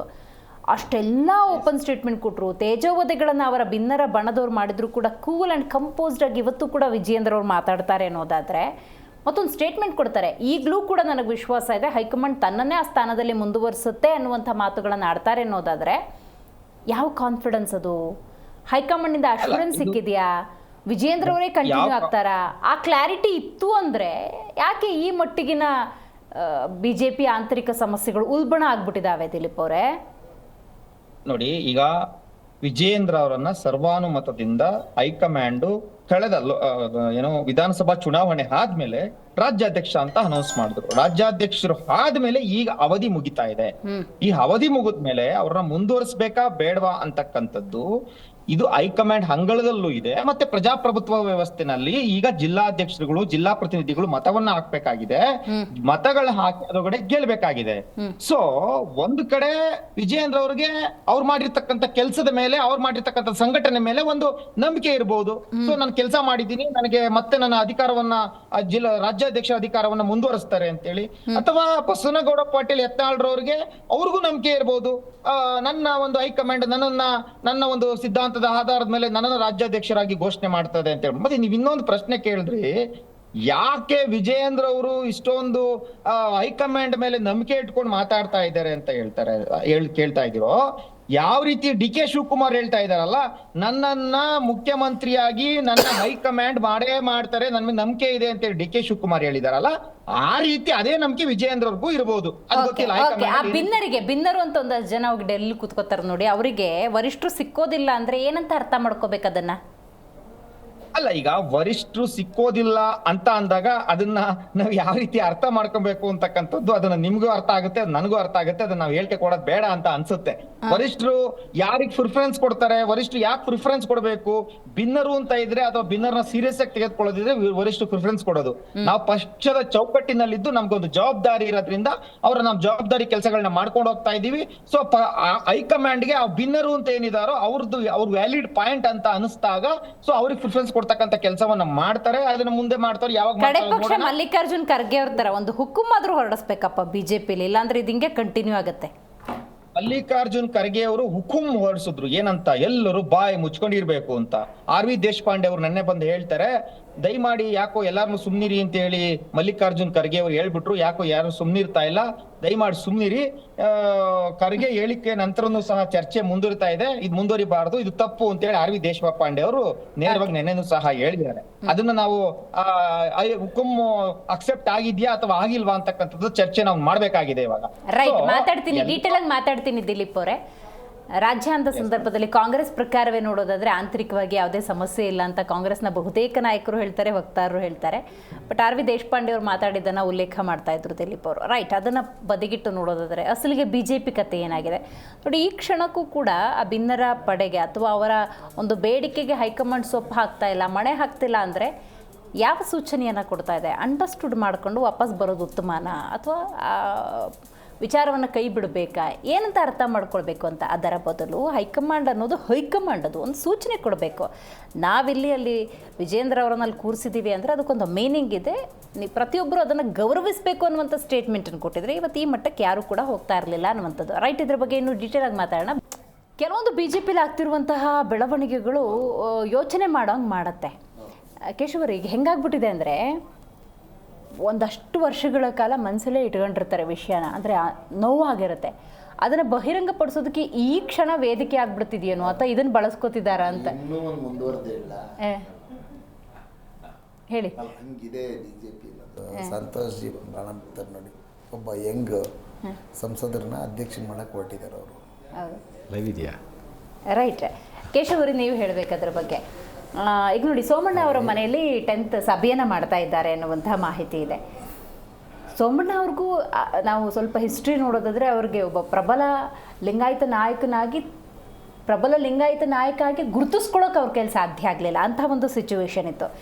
ಈಗ ಯಡಿಯೂರಪ್ಪ ಅವ್ರ ಮೇಲೆ ಅಸಮಾಧಾನ ಇರೋದರಿಂದಾಗಿ ಸೋಮಣ್ಣ ಅವ್ರ ಹಿಂದೆ ಹೋಗ್ತಾ ಇದ್ದಾರೆ ಪಿನ್ನವರು. ಈಗ ನೋಡಿ, ಇತ್ತೀಚಿನ ದಿನದಲ್ಲಿ ರಾಜಕೀಯ ನೋಡ್ತಾ ಇದ್ದೀವಿ ನಾವು ಕರ್ನಾಟಕದಲ್ಲಿ ಹೆಚ್ಚಾಗಿ. ಈ ಸಮುದಾಯಗಳನ್ನ ಒಂದು ಆಶ್ರಯ ಪಡೆದು ನಾವು ಲಿಂಗಾಯತ ನಾಯಕ, ನಾನು ಕುರುಬ ನಾಯಕ, ನಾನು ವಾಲ್ಮೀಕಿ ನಾಯಕ ಅಂತೇಳಿ ಸಮುದಾಯದ ನಾಯಕರು ಆಗ್ಲಿಕ್ಕೆ ಹೊರಟಿದ್ದಾರೆ. ಯಾರೂ ರಾಜ್ಯದ ನಾಯಕ ಆಗ್ಲಿಕ್ಕೆ ಯಾವ ಪಕ್ಷದಲ್ಲೂ ಯಾರು ಈ ರಾಜ್ಯದ ನಾಯಕ ಎಲ್ಲರನ್ನೂ ಒಟ್ಟಕ್ಕೆ ಗುಡ್ಸ್ಕೊಂಡು ಹೋಗುವಂಥ ಒಂದು ನಾಯಕ ನಾನು ಅಂತ ಹೇಳೋವಂಥ ಒಬ್ಬ ನಾಯಕನೂ ಎಲ್ಲೂ ಸಿಗ್ತಾ ಇಲ್ಲ. ಈಗ ಲಿಂಗಾಯತ ಸಮುದಾಯನ ಎಲ್ಲೋ ನಾನು ಹಿಂದೆ ಇದೆ ಅಂತ ಹೇಳ್ಬಿಟ್ಟು ವಿಜೇಂದ್ರ ಅವ್ರು ಮಾತಾಡ್ತಾ ಇದ್ರೆ, ಇವಾಗ ಎತ್ತಾಳವರು ಅವರೇ ಹೇಳೋದು ಲಿಂಗಾಯತ ಇನ್ನೊಬ್ಬನ ಅಧ್ಯಕ್ಷ ಮಾಡ್ಬೇಕು ಅಂತ ನನ್ನನ್ನೇ ಮಾಡಿ ಅಂತ ಹೇಳಿ. ಈಗ ಇತ್ತೀಚೆಗೆಲ್ಲ ಒಂದು ಸುದ್ದಿ ನೋಡ್ತಾ ಇದ್ದೆ, ನೀವು ದಲಿತರನ್ನ ಮಾಡಂಗಿದ್ರೆ ಲಿಂಬಾವಳಿ ಅವ್ರನ್ನ ಮಾಡಿ, ಒಕ್ಕಲಿಗರನ್ನ ಮಾಡಬೇಕು ಅಂತಿದ್ರೆ ಅಶೋಕ್ ಅವ್ರನ್ನ ಮಾಡಿ ಅಂತೇಳಿ. ಮತ್ತೆ ಅಂದ್ರೆ ಇವ್ರಿಗೆ ಎಲ್ಲಿ ಅಂತಂದ್ರೆ ಆ ಅಧ್ಯಕ್ಷ ಸ್ಥಾನಕ್ಕೆ ಇವ್ರ ಸಮುದಾಯ ಒಂದೇನ ಮಾನದಂಡ? ಅವ್ರು ಬೇರೆ ಅವ್ರ ಕ್ಷಮತೆ ಏನು ಅನ್ನೋದು ಏನು ಇಲ್ವಾ? ಪಕ್ಷನ ಸಂಘಟನೆ ಮಾಡಿ ಹೆಂಗ್ ಮುಂದಕ್ಕೆ ತಗೊಂಡು ಹೋಗ್ತಾರೆ? ಇವಾಗ ಸದ್ಯಕ್ಕೆ ವಿರೋಧ ಪಕ್ಷ ಆಗಿರೋರು ನಾಳೆ ದಿವಸ ಆಡಳಿತ ಪಕ್ಷ ಆಗ್ಬೇಕು ಅಂತಂದ್ರೆ ಏನ್ ಮಾಡಬೇಕು? ಆ ಒಂದು ಯೋಜನೆನೇ ಎಲ್ಲೂ ಕಾಣ್ತಾ ಇಲ್ಲ. ಇವ್ರು ದಿನ ಬೆಳಗಾದ್ರೆ ಅವ್ರು ಕಚ್ಚಾಡೋದು, ಒಬ್ಬರ ಮೇಲೊಬ್ರು ಸ್ಟೇಟ್ಮೆಂಟ್ ಕೊಡೋದು ಆಗ್ಲಿ. ಇವಾಗ ನೋಡಿ ಯತ್ನಾಳ್ ಅವ್ರ ಸ್ಟೇಟ್ಮೆಂಟ್ಗಳು ನೋಡ್ತಾ ಇದ್ರೆ ಬಹುಶಃ ಅದು ಯಾವುದೇ ಪಾರ್ಟಿಯಲ್ಲಿ ಯಾರೇ ಆಗಿರಲಿ ಆ ಥರ ಸ್ಟೇಟ್ಮೆಂಟ್ಗಳು ಕೊಡೋದು ತಪ್ಪು. ವೈಯಕ್ತಿಕವಾಗಿ ಯಾವ ಮಟ್ಟಕ್ಕೆ ಹೋಗ್ಬೇಕೋ ಆ ಕೀಳು ಮಟ್ಟಕ್ಕೆ ಹೋಗ್ಬಿಟ್ಟು ಅಷ್ಟಾದ್ರೂ ಅವ್ರನ್ನ ತಡೆ ಹಾಕುವಂಥ ಯಾವುದೇ ಒಂದು ಕ್ಷಮತೆ ಹೈಕಮಾಂಡಲ್ಲಿ ಇದ್ದಂಗೆ ಕಾಣ್ತಿಲ್ಲ. ಮತ್ತೆ ಇಷ್ಟಾದ್ರೂ ಇವತ್ತಿನ ದಿವಸ ಅವ್ರು ಏನು ಹೇಳ್ತಿದ್ದಾರೆ, ನನ್ನನ್ನೇ ಅಧ್ಯಕ್ಷ ಸ್ಥಾನ ಮಾಡ್ಬೋದು, ನಾನು ರೆಡಿ ಇದ್ದೀನಿ ಅನ್ನೋದು ಹೇಳ್ತಿದ್ದಾರೆ ಅಂತಂದ್ರೆ ಆ BJPಯಲ್ಲಿ ನಾಯಕತ್ವನೇ ಇಲ್ಲ ಅನ್ನಲಿಕ್ಕೆ ಇದಕ್ಕಿಂತ ಇನ್ನೊಂದು ಉದಾಹರಣೆ ಬೇಕಾಗಿಲ್ಲ. ಮತ್ತೆ ಎಲ್ಲೋ ಒಂದು ಕಡೆ ರಮೇಶ್ ಜಾರಕಿಹೊಳಿ ಅವರು ಅಷ್ಟೇ, ನಾನೆಲ್ಲೋ ಲಿಂಗಾಯತರ ವಾಲ್ಮೀಕಿ ಸಮುದಾಯದ ಲೀಡ್ರು ಅಂತೇಳಿ ಅವರು ಮುಂದುವರಿತಾರೆ. ಈ CM ಮತ್ತೆ ಅದಕ್ಕೆ ಆಕಾಂಕ್ಷಿಗಳು ಬಹಳಷ್ಟು ಜನ ಇದ್ದಾರೆ. ಅದೇ ರೀತಿ ವಿರೋಧ ಪಕ್ಷ ನಾಯಕ ಆಗಿದ್ದಂಥ ಒಕ್ಕಲಿಗ ನಾಯಕರು ಅಂತ ಹೇಳ್ಕೊಳ್ಳೋಂಥ ಅಶೋಕ್ ಅವರು ಕೂಡ ಏನು ಅಂತ ಒಂದು ಕಾರ್ಯಕ್ಷಮತೆ ಅವರು ತೋರಿಸಿಲ್ಲ. ಅವರು ನಾವು ನೋಡ್ತಾ ಇದ್ದೀವಿ. ಹಾಗಾಗಿ ಬರೀ ವಿರೋಧ ಪಕ್ಷ ಒಂದು ಸಕ್ರಿಯವಾಗಿ ಕೆಲಸ ಮಾಡಬೇಕು. ಇವ್ರು ಹೇಳ್ತಿದ್ರು, ಕಾಂಗ್ರೆಸ್ ವಕ್ತಾರ ಕುಮಾರ್ ಅವರು ಹೇಳ್ತಿದ್ರು, 3 ವರ್ಷ ಅವ್ರಿಗೇನು ಕೆಲಸ ಇಲ್ಲ. ಆಡಳಿತ ಪಕ್ಷಕ್ಕಿಂತ ಜವಾಬ್ದಾರಿಯಾಗಿರುವಂಥ ಒಂದು ಕೆಲಸ ವಿರೋಧ ಪಕ್ಷಕ್ಕಿರುತ್ತೆ. ಆ ನಿಜವಾಗ್ಲೂ ಅವ್ರು ಒಗ್ಗಟ್ಟಾಗಿ ಎಲ್ಲರೂ ಸೇರಿ ಮಾಡಿದ್ರೆ ಆಡಳಿತ ಪಕ್ಷನೇ ಹೆದರಿ ಕೆಲಸ ಮಾಡಬೇಕಾದಂಥ ಒಂದು ಅನಿವಾರ್ಯತೆ ಬರುತ್ತೆ. ಆ ಕ್ಷಮತೆ BJPಯಲ್ಲಿ ನಾವು ಕಾಣ್ತಾ ರೈಟ್ ಮಾತಾಡ್ತೀನಿ. ಇದೀಗ ನಮ್ಮ ಕಾರ್ಯಕ್ರಮದಲ್ಲಿ JDS ವಕ್ತಾರಾಗಿರುವಂತಹ ನಾಗೇಂದ್ರ ಅವ್ರು ಭಾಗಿಯಾಗಿದ್ದಾರೆ. ನಮಸ್ಕಾರ. ಆಗಲೇ ಕಾಂಗ್ರೆಸ್ ವಕ್ತಾರ ಮಾತಾಡ್ತಾ ಇದ್ರು, ನಂಗೆ ಸ್ವಲ್ಪ ವಿಶೇಷ ಅಂತ ಅನ್ನಿಸ್ತು ಅವರ ಕ್ರಿಟಿಕ್ ಅಥವಾ ವಿಶ್ಲೇಷಣೆ. ಅದೇನು ಅಂತ ಹೇಳ್ಬಿಡ್ತೀನಿ. BJPಲಿ ಈಗ ಆಂತರಿಕವಾಗಿ ಏನೇನು ಸಮಸ್ಯೆ ಇದೆ ಅದೆಲ್ಲ ಬೃಹನ್ ನಾಟಕ. BJP ತನ್ನನ್ನು ತಾನು ಜೀವಂತವಾಗಿರಿಸ್ಕೊಳ್ಳೋದಕ್ಕೆ ಒಂದೊಂದು ಅಸ್ತ್ರಗಳನ್ನು ಪ್ರಯೋಗ ಮಾಡುತ್ತೆ. ಅದು ಅಸ್ತ್ರ ಅಷ್ಟೇ, ಏನು ಸಮಸ್ಯೆ ಎಂಥದ್ದು ಇಲ್ಲ ಅಂತ. ಅಲ್ಲ, ಅವ್ರು ಒಳ್ಳೆ ಪದನೇ ಯೂಸ್ ಮಾಡಿದ್ದಾರೆ. ಯಾಕಂದರೆ ಉತ್ತಮ ನಾಯಕ ಬೇಕಂದಾಗ ಏನಾಗುತ್ತೆ ಅಂತಂದರೆ ಇಂಥೆಲ್ಲ ಕಲಾಗಳಾಗಲೇಬೇಕು, ಬಣಗಳು ಬಡಿದಾಟ ಆಗಲೇಬೇಕು. ಮತ್ತು ಅಲ್ಲಿ ಆ 224 ಕ್ಷೇತ್ರದ ಇರೋದು ಅಭ್ಯರ್ಥಿಗಳು ಎಲ್ಲ ಒಂದು 10-15 ಕ್ಷೇತ್ರದಲ್ಲಿಂಥ ಅಭ್ಯರ್ಥಿಗಳ ವಿರೋಧದಿಂದ ವಿಜೇಂದ್ರರು ಅಲ್ಲಿ ಧಕ್ಕೆ ಬರೋ ಅಂಥದ್ದಲ್ಲ. ಈಗ ನಾವು ಒಂದು ಒಳ್ಳೆ ಉತ್ತಮ ಆಗಬೇಕಂದ್ರೆ ನೋಡಿ, ಒಂದು ತುಪ್ಪ ಆಗಬೇಕಾದ್ರೆ ಪ್ರೊಸೀಜರ್ ಎಷ್ಟೆಷ್ಟಿದೆ. ಹಾಲಾಗಬೇಕು, ಹಾಲು ಮೊಸರಾಗಬೇಕು, ಮೊಸರಾದ್ಮೇಲೆ ಅದು ಬೆಣ್ಣೆ ಆಗಬೇಕು, ಬೆಣ್ಣೆ ಆದಮೇಲೆ ತುಪ್ಪ ಆಗೋದು. ಹಂಗೆ ಒಬ್ಬ ಒಳ್ಳೆ ಉತ್ತಮ ನಾಯಕ ರಾಜ್ಯಕ್ಕೆ ಮಾಡ್ತಾರೆ ಬೀದಿಲ್ ಮಾಡಲ್ಲ. ಅಲ್ಲ, ಬೀದಿ ಅಂತಂದ್ರೆ ಇದು ಪಕ್ಷ, ಅದು ಸ್ವಪಕ್ಷ ಅಲ್ವಾ, ಸ್ವಪಕ್ಷ ನಡೀತಂತ ಕಲಾ ಅಲ್ವಾ, ಅದೊಂದು ಮನೆ ಇದ್ದಂಗೆ ಅಲ್ಲ ಪಕ್ಷ ಅನ್ನೋದು ಕೂಡ. ಸೊ ಹಂಗಾಗಿ ಅಲ್ಲಿ ಆಗ್ತಿರೋದೇನಿದೆ ಅದು ಉತ್ತಮ ಬೆಳವಣಿಗೆ, ಮುಂದಿನ ಒಂದು ಭವಿಷ್ಯಕ್ಕೆ, ಮುಂದಿನ ಒಂದು ಯುವ ಭವಿಷ್ಯಕ್ಕೆ ಬೇಕಾಗಿರೋವಂಥ ರೂಪರೇಷೆಗಳು ಅಂತಲೇ ಹೇಳ್ಬೋದು. ಇವತ್ತು ಏನು ರಾಷ್ಟ್ರೀಯ ಪಕ್ಷ ಸುಮ್ಮನೆ ಕಣ್ಮುಷನ್ ಕೂತಿಲ್ಲ ಹೈಕಮಾಂಡು. ಇವತ್ತು ನಾವು ಏನು ಇವತ್ತು BJP ಬಗ್ಗೆ ಮಾತಾಡ್ತಾ ಇದೀವಲ್ಲ, ಅದೇ ರೀತಿ ನೀವು ಕಾಂಗ್ರೆಸ್ ಬಗ್ಗೆ ನೋಡ್ಬಿಡಿ. ಇವತ್ತು ಯಾವ ಥರ ಇದೆ ಹೈಕಮಾಂಡು, ಮೌನ ಆಗ್ಬಿಟ್ಟಿದೆ. ಏನು ನಾವು ಮನಮೋಹನ್ ಸಿಂಗ್ ಅವ್ರು ನೋಡ್ತಾ ಇದ್ವಿ, ಹೈಕಮಾಂಡ್ ಮೌನ ಸ್ಥಿತಿನ ಮನಮೋಹನ್ ಸಿಂಗ್ ಅಲ್ಲಿ ನೋಡಿದ್ವಿ. ಇವತ್ತು ಹೈಕಮಾಂಡ್ ಸ್ಥಿತಿ ಅದೇ ಆಗ್ಬಿಟ್ಟಿದೆ, ಇವತ್ತು ಮೌನ ಆಗ್ಬಿಟ್ಟಿದೆ. ಅದು ಬೇಡ ಏನು ಬೇಡ, ಇವತ್ತು ರಾಷ್ಟ್ರೀಯ ಅಧ್ಯಕ್ಷ ಅಂತ ಇವತ್ತು ಏನು ಹೇಳ್ತಾ ಇದ್ದಾರೆ. ಕಡೆ ಪಕ್ಷ ಮಲ್ಲಿಕಾರ್ಜುನ್ ಖರ್ಗೆ ಅವ್ರು ಬಂದು ಮಾತಾಡಿದ್ರು, BJP ಹೈಕಮಾಂಡ್ ಏನು ಮಾಡ್ತಿದ್ಯೋ ಇನ್ನೂ ಅಡ್ರೆಸ್ಗೆ ಇಲ್ಲ.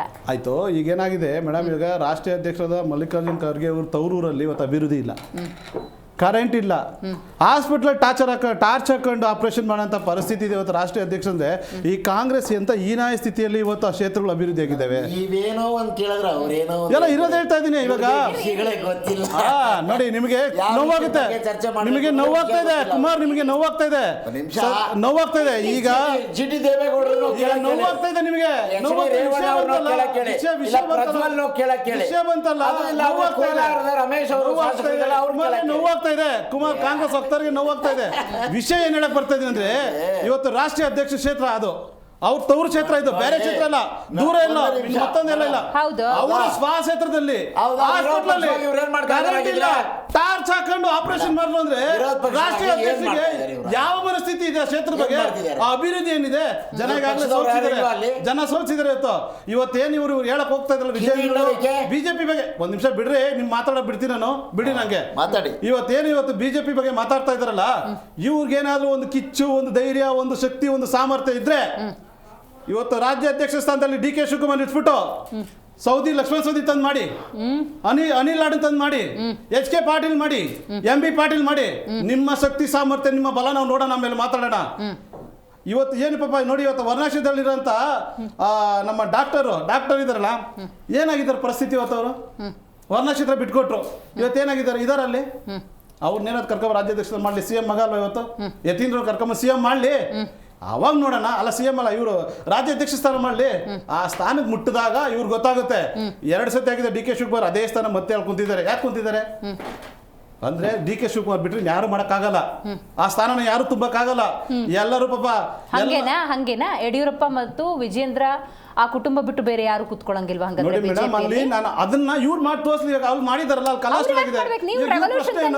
ಇವ್ರ ಪ್ರಶ್ನೆ ಬಿಜೆಪಿ ಮಿತ್ರ ಪಕ್ಷದಲ್ಲಿ ತನ್ನಿ ಇಂತ ರೆವಲ್ಯೂಷನ್ ಕಲಿತಾರೆ ನೋಡೋಣ. ಇವ್ರ ಪ್ರಶ್ನೆ ಏನು, ಅಲ್ಲಿ ವಿಜೇಂದ್ರಗೆ ವಿರೋಧ ಇದೆ, ಬಣಗಳಿದೆ ಅಂತ. ಇವ್ರ ಪಕ್ಷದಲ್ಲಿ ಹಂಗೆ ಯಾರನ್ನ ಒಬ್ರು ಯಂಗ್ಸ್ಟರ್ ತಂದು ಯಾಕೆ ಕೂರ್ಸಕ್ ಆಗ್ತಾ ಇಲ್ಲ? ಯಾಕೆ ಶಕ್ತಿ ಕೈ ಆಗ್ತಾ ಇಲ್ಲ? ಯಾಕೆ ಜೇನು ಗುಡ್ಕಲ್ ಆಗ್ತಾ ಇಲ್ಲ? ನೀವು ಯುವ ಶಕ್ತಿಯನ್ನು ಇಟ್ಕೊಂಡು ಆ ಮೂಲಕ ನಾಯಕತ್ವವನ್ನ ನೋಡ್ತಾ ಇದ್ದೀರಿ. ಬಹುಶಃ ರಾಜ್ಯದ ಭವಿಷ್ಯ ಬೇಕಾಗಿದೆ. ಮುಂದಿನ ಭವಿಷ್ಯಕ್ಕೆ ಯುವಕರೇ ಬೇಕಾಗಿರೋದು.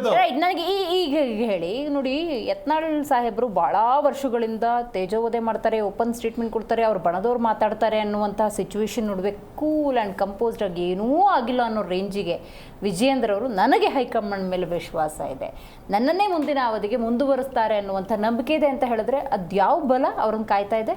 ನೋಡಿ, ಇವತ್ತು ಯತ್ನಾಳ್ ಅವ್ರದ್ದು ಇದು ನಿನ್ನೆ ಮನೆಯಿಂದ ನಡೀತಾರೆ ಸ್ಟೇಟ್ಮೆಂಟ್ ಅಲ್ಲ. ನೀವೇ ಹೇಳಿದಂಗೆ ಪಾರ್ಟಿಯಲ್ಲಿ ಸೀನಿಯರ್ ಲೀಡರ್ ಇದ್ದಾರೆ, ಸೀನಿಯರ್ ಇದ್ದಾರೆ. ಅವರು ಪ್ರತಿಯೊಬ್ಬರು ಟೀಕೆ ಮಾಡಿದ್ದಾರೆ. ಇಂಥವ್ರನ್ನೇ ಅಂತೆಲ್ಲ ಬರೀ ವಿಜೇಂದ್ರ ಅಂತ ನಮ್ಮ ಕಣ್ಣಕ್ಕೆ ಕಾಣಿಸಿದ್ರೆ ಹಿಂದಿನಿಂದ ಲೀಡರ್ಗಳು ಲಿಸ್ಟ್ ತಗೊಂಬಂದ್ರೆ ಯಾರು ಬಿಟ್ಟಿದ್ದಾರೆ? ಅವರು ಪ್ರತಿಯೊಬ್ಬರು ಟೀಕೆ ಮಾಡ್ತಾರೆ. ಅವರೊಂದು ಹಿರಿಯ ನಾಯಕರು ಆ ಪಕ್ಷದಲ್ಲಿ. ಟೀಕೆ ಸಹಜ ಕ್ರಿಯೆ. ಅದೇ ಒಂದು ದೊಡ್ಡ ಒಂದು ನಿಕ್ಕಟ್ಟಿನ ಇದೇನು ಒಂದು ಭ್ರಮೆಯಲ್ಲಿ ಹೋಗ್ಬಿಟ್ಟಿದೆ. ಈಗ ಬಿಜೆಪಿ ಸರ್ಕಾರ ಹಾಗಾಗಿದೆ ಹೀಗಾಗಿದೆ ಭ್ರಮೆ ಅದಷ್ಟೇ. ಅವರೆಲ್ಲ ಬೇರೆ ಪಕ್ಷ ಕಟ್ತಾ ಇದ್ದಾರಾ? ಇಲ್ಲೇನೋ ಕಾಂಗ್ರೆಸ್ ಬರ್ತೀನಿ ಅಂದಿದಾರ? ಇಲ್ಲಿ ಯಾವ್ದನ್ನ ಪಕ್ಷಕ್ಕೆ ಬರ್ತೀನಿ ಸ್ಟೇಟ್ಮೆಂಟ್ ಕೊಡ್ತಾರೆ. ನನ್ನ ಪಕ್ಷದಲ್ಲಿರೋ ನಾಯಕರನ್ನ ಸರಿ ಮಾಡ್ಬೇಕಂತ ಹೋಗ್ತಾ ಇರೋದು. ಅದನ್ನೇ ಹೇಳಿದ್ದು. ಬಿಜೆಪಿ ಹೆಂಗೆ ಅಂದ್ರೆ ತನ್ನ ಅಸ್ತಿತ್ವವನ್ನ ಉಳಿಸೋಕೆ ಅಥವಾ ಜೀವಂತವಾಗಿರೋದಕ್ಕೆ ಏನೋ ಒಂದು ಬಾಂಬ್ ಅಸ್ತ್ರವನ್ನ ಪ್ರಯೋಗ ಮಾಡುತ್ತೆ, ಅದಷ್ಟೇ. ಆಂತರಿಕವಾಗಂತದ್ದೇನು ಸಮಸ್ಯೆ ಅಲ್ಲ. ಅದು ಇವೆಲ್ಲ ತಾತ್ಕಾಲಿಕ ಸಮಸ್ಯೆಗಳು ಪರಿಹಾರ ಆಗುತ್ತೆ. ತಾತ್ಕಾಲಿಕ ಸಮಸ್ಯೆ ಕುಮಾರ್ ಅವರೇ ನೀವು ಹೇಳ್ಬೇಕು. ಇವತ್ತು ನೋಡಿ 10ನೇ ತಾರೀಕು ಸೋಮಣ್ಣ ಅವ್ರನ್ನ ಭೇಟಿ ಆಗ್ತಾರಂತೆ, ಮಾತುಕತೆ ನಡೆಸ್ತಾರಂತೆ. ಸೊ ಇಲ್ಲಿ ಏನಂತ ಸಂದೇಶ ರವಾನೆ ಆಗ್ತಿದೆ ಅಂತ ಗೊತ್ತಿಲ್ಲ. ಯಾಕಂದರೆ ಅಸಮಾಧಾನಗಳ ಸ್ಫೋಟ ಹೆಂಗೆ ಎಲ್ಲೆಲ್ಲ ಆಗುತ್ತೆ ಅಂದರೆ, ಪ್ರಬಲ ಲಿಂಗಾಯತ ನಾಯಕ ಅದು ಕಣ್ಮುಚ್ಕೊಂಡು ಹೇಳಿದ್ರು ಯಡಿಯೂರಪ್ಪ ಅನ್ನುವಂಥ ಸಿಚುವೇಶನ್ ನಡುವೆ ಪ್ರಬಲ ಲಿಂಗಾಯತ ಒಬ್ಬ ನಾಯಕ ಆಗಿ ಸೋಮಣ್ಣವ್ರು ಗುರುತಿಸ್ಕೊಳ್ಳೇ ಇಲ್ಲ. ಈಗ ಬಿನ್ನರ್ ಪಡೆ ಹೆಂಗಾಗ್ಬಿಟ್ಟಿದೆ ಅಂದರೆ, ಯಾವುದಾದ್ರೂ ಒಂದು ರೂಟಲ್ಲಿ ಹೋಗ್ಬಿಟ್ಟು, ಯಾವುದಾದ್ರೂ ಒಂದು ರೂಟು ಹೈಕಮಾಂಡು ಸೋಮಣ್ಣವರು ಅಥವಾ ಮತ್ಯಾವುದೋ ರೂಟ್ ಮೂಲಕ ವಿಜೇಂದ್ರ ಅವ್ರನ್ನ ಕೆಳಗಿಳಿಸ್ಬೇಕು. ಅದಕ್ಕೀಗ ಸೋಮಣ್ಣ ಅನ್ನುವಂಥ ಮಾರ್ಗದ ಪ್ರಯೋಗವೇ. ನೋಡಿ, ವೀರಶೈವ ನಮ್ಮ ಹಿರಿಯ ಸಾಹಿತಿಗಳು ಚಂದ್ರಶೇಖರ್ ಪಾಟೀಲ್ರು, ಚಂಪಾ ಅಂತಲೇ ಹೆಸರು ಪಡೆದಿದ್ದಂಥವ್ರು. ವೀರಶೈವ ಬಾರ್ ಲಿಂಗಾಯತ ಅಂತ ಹೇಳೋರು. ನಾನು ಹಂಗೆ ಅವರು ಹಿರಿಯ ಸಾಹಿತಿಗಳು ಹೇಳಿದ ಮಾತನ್ನು ಕೋಟ್ ಮಾಡಿದೆ, ನಾನು ಬೇರೆ ಅರ್ಥದಲ್ಲಿ ಏನು ಹೇಳಿಲ್ಲ, ತಪ್ಪಾಗಿ ತಿಳಿಬಾರ್ದು ಯಾರು. ಲಿಂಗಾಯತರು ಪವರ್ ಸೆಂಟರ್ಸು ಹೆಂಗೆ ಬದಲಾವಣೆ ಆಗ್ತಿದೆ ಅನ್ನೋದನ್ನು ಅರ್ಥ ಮಾಡ್ಕೋಬೇಕು. ಇಲ್ಲೊಂದು ಇಕ್ವಿಜೇಷನ್ನು ರನ್ ಆಗ್ತಾ ಇದೆ. ಹೇಗೆ ನೋಡಿ, ಇಲ್ಲಿ ಹೋದ್ವಿ, ಇಲ್ಲಿ ವರ್ಕೌಟ್ ಆಗ್ತಾ ಇಲ್ಲ. ಹೌದು. ಸಿದ್ದೇಶ್ವರ ಹತ್ರ ಹೋದ್ವಿ, ಅಲ್ಲಿ ವರ್ಕೌಟ್ ಆಗ್ತಿಲ್ಲ. ನಂತರ ಇನ್ನೊಬ್ರ ಹತ್ರ ಹೋದ್ವಿ, ಅಲ್ಲಿ ವರ್ಕೌಟ್ ಆಗ್ತಿಲ್ಲ. ಅಥವಾ ಇತರೆ ಜಾತಿಯವ್ರ ಹತ್ರ ಹೋದ್ವಿ, ಅಲ್ಲೂ ವರ್ಕೌಟ್ ಆಗ್ತಿಲ್ಲ. ಮತ್ತೊಬ್ಬರನ್ನ ಇನ್ನೊಂದು ಕಾರಣಕ್ಕೆ ಎತ್ಕಟ್ಟಿದ್ವಿ, ಅದು ವರ್ಕೌಟ್ ಆಗಲಿಲ್ಲ. ಇನ್ನೊಬ್ರು ವಿರುದ್ಧ ಎದ್ದು ಸಡಕ್ ನಿಂತ್ಕೊಂಡ್ರು, ಅದು ವರ್ಕೌಟ್ ಆಗ್ತಿಲ್ಲ. ಗುಂಪೆ ಕಟ್ಟಿದ್ರು ಆಗ್ತಾ ಇಲ್ಲ. ಕೇಂದ್ರದ ಸಚಿವರು ಬಹಳ ಅವರು ಕಳೆದ 40 ವರ್ಷದಿಂದ ನೋಡಿ, ವೀರಶೈವ ಸಮಾಜದಲ್ಲಿ ಯತ್ನಾಳ್ ಏನಂತಿದ್ದಾರೆ, ಪೇಮೆಂಟ್ ಸ್ವಾಮೀಜಿಗಳನ್ನ ಇಟ್ಕೊಂಡು ವಿಜೇಂದ್ರ ಓಡಾಡ್ತಿದ್ದಾರೆ ಅಂತ ಹೇಳಿದ್ರು. ನಾನು ಈ ಥರದ ಮಾತುಗಳು ಮಾತನಾಡೋದೇ ತಪ್ಪು. ಒಬ್ಬ ಹಿರಿಯ ನಾಯಕರಾಗಿ, ಕೇಂದ್ರದ ಮಾಜಿ ಸಚಿವರಾಗಿ, ಹಾಲಿ ಶಾಸಕರಾಗಿ, ಮುಂದಿನ ರಾಜಕಾರಣದ ಯುವ ಪೀಳಿಗೆಗೆ ಇಂಥವ್ರು ಹಾಕಿಕೊಡುತ್ತಿರುವಂಥ ಕೆಟ್ಟ ಪಾಠ, ಕೆಟ್ಟ ದಾರಿ ನೋಡಿ. ಹಿರಿಯ ನಾಯಕರುಗಳನ್ನ, ತಮ್ಮ ಪಕ್ಷದ ನಾಯಕರುಗಳನ್ನೇ ಇವ್ರು ಇವತ್ತು ಮಾಡ್ತಿದ್ದಾರೆ. ಅವ್ರ ಪಕ್ಷದಲ್ಲಿ ಅವ್ರು ಮಾಡ್ತಿದ್ದಾರೆ ಅಂದ್ಬಿಟ್ಟು ಈ ಪಾರ್ಟಿಲಿ ಒಬ್ಬ ಯಾರೋ ಶುರು ಮಾಡಿದ್ರೆ, ಅಥವಾ ಆ ಪಾರ್ಟಿಲಿ ಒಬ್ಬ ಯಾರೋ ಅದಕ್ಕೆ ಬೆಲೆ ಇರುತ್ತಾ? ಪಕ್ಷದ ಚೌಕಟ್ಟು ಅನ್ನೋದು ಯಾಕಿದೆ? ಮತ್ತೆ ನಿಮ್ಮ ಏನು ಬಚ್ಚ ಮೊಮ್ಮಕ್ಕಳ ಜೊತೆ ಆಟ ಆಡು, ಪೋತಿ ಜೊತೆ ಇರು ನೀನು ಮಾತುಗಳನ್ನು ಬಳಸುವಾಗ ನೋಡಿ, ಹಿರಿಯ ರಾಜಕಾರಣಿ ದೇವೇಗೌಡರಿದ್ದಾರೆ, ರಾಷ್ಟ್ರೀಯ ಅಧ್ಯಕ್ಷರು, ರಾಜ್ಯ ಅಧ್ಯಕ್ಷರು ಕುಮಾರಸ್ವಾಮಿ, ಯುವ ಅಧ್ಯಕ್ಷರು ನಿಖಿಲ್ ಕುಮಾರಸ್ವಾಮಿ, ಭವಾನಿ ರೇವಣ್ಣ, ಅನಿತಾ ಕುಮಾರಸ್ವಾಮಿ, ಪ್ರಜ್ವಲ್ಲು, ಸೂರಜ್ಜು, ಮಂಜುನಾಥ್ ಡಾಕ್ಟರು, ತಮ್ಮಯ್ಯ ಅವರು, ಪಟ್ಟಿ ಹೇಳ್ತಾ ಹೋಗ್ತಿದೆ, ಸಾರಾ ಮಹೇಶು. ಏನು ಹೇಳುವಾಗ ಅದಕ್ಕೆ ರೀತಿ ನೀತಿ ಇರುತ್ತೆ. GT ದೇವೇಗೌಡರು ಮಾತನಾಡ್ತಾರೆ, ನೋಡಿದ್ದಾರೆ ಅವ್ರ ಪಕ್ಷದಲ್ಲಿ ಎಲ್ಲಾದರೂ ಅವ್ರ ನಾಯಕರುಗಳನ್ನ ಈ ಥರ ಪದಗಳು ಬಳಸಿ ಮಾತನಾಡಿದ್ದಾರೆ? ಬೇರೆ ಶಾಸಕರುಗಳು ಕೂಡ ತೊಂದರೆ ಆಗ್ತಿದೆ, ಅವರು ಮಾತನಾಡಿದ್ದಾರಾ? ಓಕೆ, ಇಲ್ಲ. ಆದರೆ ಬಿ ಜೆ ಪಿಯವರು ಇಡೀ ರಾಷ್ಟ್ರಕ್ಕೆ ಹಾಕ್ಕೊಡ್ತಿರುವಂಥ ದಾರಿ ಯಾವುದು? ಅವ್ರ ಪಕ್ಷದ ನಾಯಕರುಗಳನ್ನ ಅವ್ರು ಇಟ್ಕೊಳ್ಳೋಕ್ಕಾಗಲ್ಲ ಅಂತಂದರೆ ಆ ಪಕ್ಷ ಒಂದು ಪಕ್ಷವ ಆದಿ ಬೀದಿಲಿ ತಿರ್ಗಾಡೋರು ಮಾತನಾಡ್ತಾರಲ್ಲ, ಈ ಗಡಂಗ್ ಹತ್ರ ಅಂದರೆ ಮಾರ್ಕೆಟಲ್ಲಿ ಒಂದು ಗಡಂಗ್ ಅಂತ ಇತ್ತು, ನಾವು ಕನ್ನಡದ ಕಲಾವಿದರು ಸಾಹಿತಿಗಳೆಲ್ಲ ಗಡಂಗ್ ಬಗ್ಗೆ ಬಹಳ ಗೌರವ ಇಟ್ಕೊಂಡಿದ್ವಿ. ಮಾರ್ಕೆಟಲ್ಲಿ ಇತ್ತು ಗಡಂಗು. ನಮ್ಮ ಹಿರಿಯ ಸಾಹಿತಿಗಳು, ಚಿಂತಕರು, ವಿಶ್ಲೇಷಕರು ಮತ್ತು ಕೀರಂ ನಾಗರಾಜ್ ಅವರು ಆ ಗಡಂಗ್ ಹತ್ರ ನಮ್ಮಂಥ ಯುವಕರುಗಳನ್ನೆಲ್ಲ ಕರ್ಕೊಂಡೋಗಿ ಪ್ರಪಂಚ ನೋಡಬೇಕು ಅಂದರೆ ನೀವು ಇಲ್ಲಿ ನೋಡಬೇಕು ಕಣೆ ಅಂತ ಕರ್ಕೊಂಡೋಗಿ ನಮಗೆ ಸಾಹಿತ್ಯ, ಸಂಸ್ಕೃತಿ, ರಂಗಭೂಮಿ ವಿಚಾರಗಳನ್ನು ತಿಳಿಸ್ಕೊಡ್ತಿದ್ದಂಥ ದೊಡ್ಡ ವಿಮರ್ಶಕರು. ಆ ಗಡಂಗ್ ಹತ್ರ ಬಳಸೋಕ್ಕಾಗದೇ ಇರೋ ಭಾಷೆಗಳನ್ನು ಬಿ ಜೆ ಪಿ ನಾಯಕರುಗಳು ಬಳಸ್ತಿದ್ದಾರೆ ಅಂದರೆ ಬೇರೆ ಬೇರೆ ಪಕ್ಷದಲ್ಲಿರೋ ನಾಯಕರುಗಳು ದಾರಿ ತಪ್ಪೋದಿಲ್ವೇ? ಹಿರಿಯ ರಾಜಕಾರಣಿಗಳು ಮಾಡೋ ಕೆಲಸವ ಇದು. ಭಾಷೆಯನ್ನು ಅವ್ರು ಏನೇ ಅವ್ರ ಸಮಸ್ಯೆ ಇದೆಯಾ, ಭಾಷೆ ಸಂಸ್ಕೃತಿಯನ್ನು ಬಳಸ್ಕೊಂಡು ಮಾತನಾಡಬೇಕು. ಸೋಮಣ್ಣವ್ರ ವಿಚಾರಕ್ಕೆ ನೀವು ಸೋಮಣ್ಣ ಅವ್ರ ವಿಚಾರಕ್ಕೆ ಬರ್ತೀನಿ. ಈಗ 10ನೇ ತಾರೀಕು ಅದೇ ಈಗ ಹುಡುಕಿದ್ರು, ಅಲ್ಲಿ ಹುಡುಕಿದ್ರು, ಇಲ್ಲಿ ಹುಡುಕಿದ್ರು, ಎಲ್ಲೋ ಅವ್ರಿಗೆ ಇದಕ್ಕೆ ಪರಿಹಾರ ಸಿಗ್ತಾ ಇಲ್ಲ ಅನ್ನಿಸ್ತಾ ಇದೆ. ನೋಡಿ, ಎಲ್ಲ ಸಮಾಜ, ವೀರಶೈವ ಸಮಾಜದ ಎಲ್ಲ ಸ್ವಾಮೀಜಿಗಳ ಜೊತೆ ಬಹಳ ದೊಡ್ಡ ಸಂಬಂಧವನ್ನು ಇಟ್ಕೊಂಡಿರುವಂಥ ಒಬ್ಬ ಏಕೈಕ ನಾಯಕ ಲಿಂಗಾಯತ ಸಮಾಜದಲ್ಲಿ ಸೋಮಣ್ಣವರು. ಪಂಚಪೀಠದ ಸಮಾವೇಶವನ್ನು ಭಾರತ ದೇಶದಲ್ಲಿ, ಕರ್ನಾಟಕದಲ್ಲಿ ಎಲ್ಲೂ ಆಯೋಜನೆಯೇ ಆಗಿರಲಿಲ್ಲ ಕಳೆದ 100 ವರ್ಷದಲ್ಲಿ. ಅಂಥದ್ದೊಂದು ಸಮಾವೇಶವನ್ನು ಮಾಡಿದ ಖ್ಯಾತಿ ಸೋಮಣ್ಣ ಅವ್ರಿಗಿತ್ತು. ರಾಜಾಜಿನಗರದ ರಾಮಮಂದಿರ ಆಟದ ಮೈದಾನದಲ್ಲಿ ಪಂಚಪೀಠದ ಎಲ್ಲ ಸ್ವಾಮೀಜಿಗಳನ್ನು ಒಟ್ಟಿಗೆ ಸೇರಿಸಿ ಒಂದು ಸಮಾವೇಶ ಮಾಡಿದ ಖ್ಯಾತಿ ಇದೆ ಅವರಿಗೆ. ಎಲ್ಲ ಸಮಾಜದ ಸ್ವಾಮೀಜಿಗಳ ಜೊತೆ ಅವ್ರದ್ದು ಸಂಬಂಧ ತುಂಬ ಚೆನ್ನಾಗಿದೆ. ಅವ್ರ ಸಮಾಜದ್ದು ಇವ್ರ ಮಾತಿಗೆ ಮನ್ನಣೆ ಸಿಗ್ಬೋದು, ಕವಡೆ ಕಾಸಿನ ಕಿಮ್ಮತ್ತು ಸಿಗಬಹುದು, ಚುಕ್ಕಾಣಿಯ ಕೆಲಸದಿಂದ ಮಾತು ನಡೆಯಬಹುದು ಅಂತ ಇವರೆಲ್ಲರೂ ನನಗನ್ನಿಸ್ತಿದೆ. ಮುಂದಿನ ಪವರ್ ಸೆಂಟರ್ ಸೋಮಣ್ಣ ಅವರು. ಸೋಮಣ್ಣ ಅವ್ರ ಮುಖಾಂತರ ನಾವು ಹೈಕಮಾಂಡನ್ನ ಟಚ್ ಆಗ್ಬೋದಾ ಅಂತ ಇವರ ಬಣದ ಲೆಕ್ಕಾಚಾರ. ರೈಟ್, ಅಲ್ಲಿ ನೋಡೋಣ ದಿಲೀಪ್ ಅವರೇ ಏನಂತೀರಿ, ಕೇಳಿಸ್ಕೊಂಡ್ರಿ ಅಂತ ಭಾವಿಸ್ತೀನಿ. ನೋಡಿ, ಕುಮಾರ್ ಅವರು ಹೇಳಿದ ಮಾತನ್ನ ಕೇಳಿಸ್ಕೊಂಡೆ. ಸೋಮಣ್ಣ ಅವರು ಬಹಳ ಹಿರಿಯ ರಾಜಕಾರಣಿ, ಅನುಭವಿ ರಾಜಕಾರಣಿ, ಕೇಂದ್ರ ಸಚಿವರಾಗಿರ್ತಕ್ಕಂಥವ್ರು. ಪಕ್ಷ ಅವ್ರನ್ನ ಎಲ್ಲಾ ರೀತಿಯಲ್ಲಿ ಗುರುತಿಸಿದೆ. ಪಕ್ಷದ ಹೈಕಮಾಂಡ್ ಅವ್ರಿಗೆ ಏನೇನ್ ಕೊಡ್ಬೇಕು ಎಲ್ಲವನ್ನೂ ಕೊಟ್ಟಿದೆ. ಸೊ ಸೋಮಣ್ಣ ಅವರು ಇವ್ರ ಪ್ರಕಾರ ಪಕ್ಷ ವಿರೋಧಿ ಚಟುವಟಿಕೆ ಆಗಿರ್ಬೋದು ಅಥವಾ ಇನ್ನೊಂದು ಆಗಿರ್ಬೋದು ಮಾಡ್ತಾರೆ ಅಂತಕ್ಕಂಥ ನಂಬಿಕೆ ನಮಗಿಲ್ಲ. ಅವ್ರ ಪಕ್ಷ ಏನ್ ಹೇಳುತ್ತೋ ಅದನ್ನ ಕೇಳ್ಕೊಂಡು ಹೋಗ್ತಾರೆ. ಪಕ್ಷದ ಹೈಕಮಾಂಡ್ ಹೇಳಿದಾಗ ಅವ್ರ ಮಾತನ್ನ ಬಹಳ ತುಂಬಾ ಸ್ಪಷ್ಟವಾಗಿ ಕೇಳ್ತಾರೆ ಅಂತ ನನಗೆ ಅನಿಸ್ತಾ ಇದೆ. ಮತ್ತೆ ಇನ್ನೊಂದು ದಿಲೀಪ್ ಅವರೇ, ಒಂದು ಸ್ಪಷ್ಟ ಮಾಡ್ಕೋಬೇಕು ಇಲ್ಲಿ ಕಾಂಟೆಕ್ಸ್ಟ್ ಏನು ಅಂತ. ಅಂದ್ರೆ ನಾವೇನ್ ಹೇಳ್ತೀವಿ ಅದೇ ಲ್ಯಾಂಡ್ ಆಗ್ಬೇಕು ಅಂತ. ನಾವು ಅಂದ್ರೆ ಅದು ಅಂತಾನೆ ಲ್ಯಾಂಡ್ ಆಗ್ಲಿ ಅಂತ ನಾನು ಬಯಸ್ತೀನಿ. ಕುಮಾರ್ ಅವ್ರು ಏನ್ ಹೇಳಿದ್ರು ಅಂದ್ರೆ, ಭಿನ್ನರ ಬಣ ಹಲವಾರು ಪ್ರಯೋಗಗಳನ್ನ ಮಾಡ್ತಾ ಇದೆ. ಏನದು ಅಂತ ನೋಡೋದಾದ್ರೆ, ವಿಜೇಂದ್ರರು ಆ ಸ್ಥಾನದಲ್ಲಿ ಕೂತ್ಕೊಳ್ಳೋದು ಆ ಭಿನ್ನರ ಬಣಕ್ಕೆ ಇಷ್ಟ ಇಲ್ಲ, ಅಲ್ಲಿಂದ ಇಳಿಸಬೇಕು.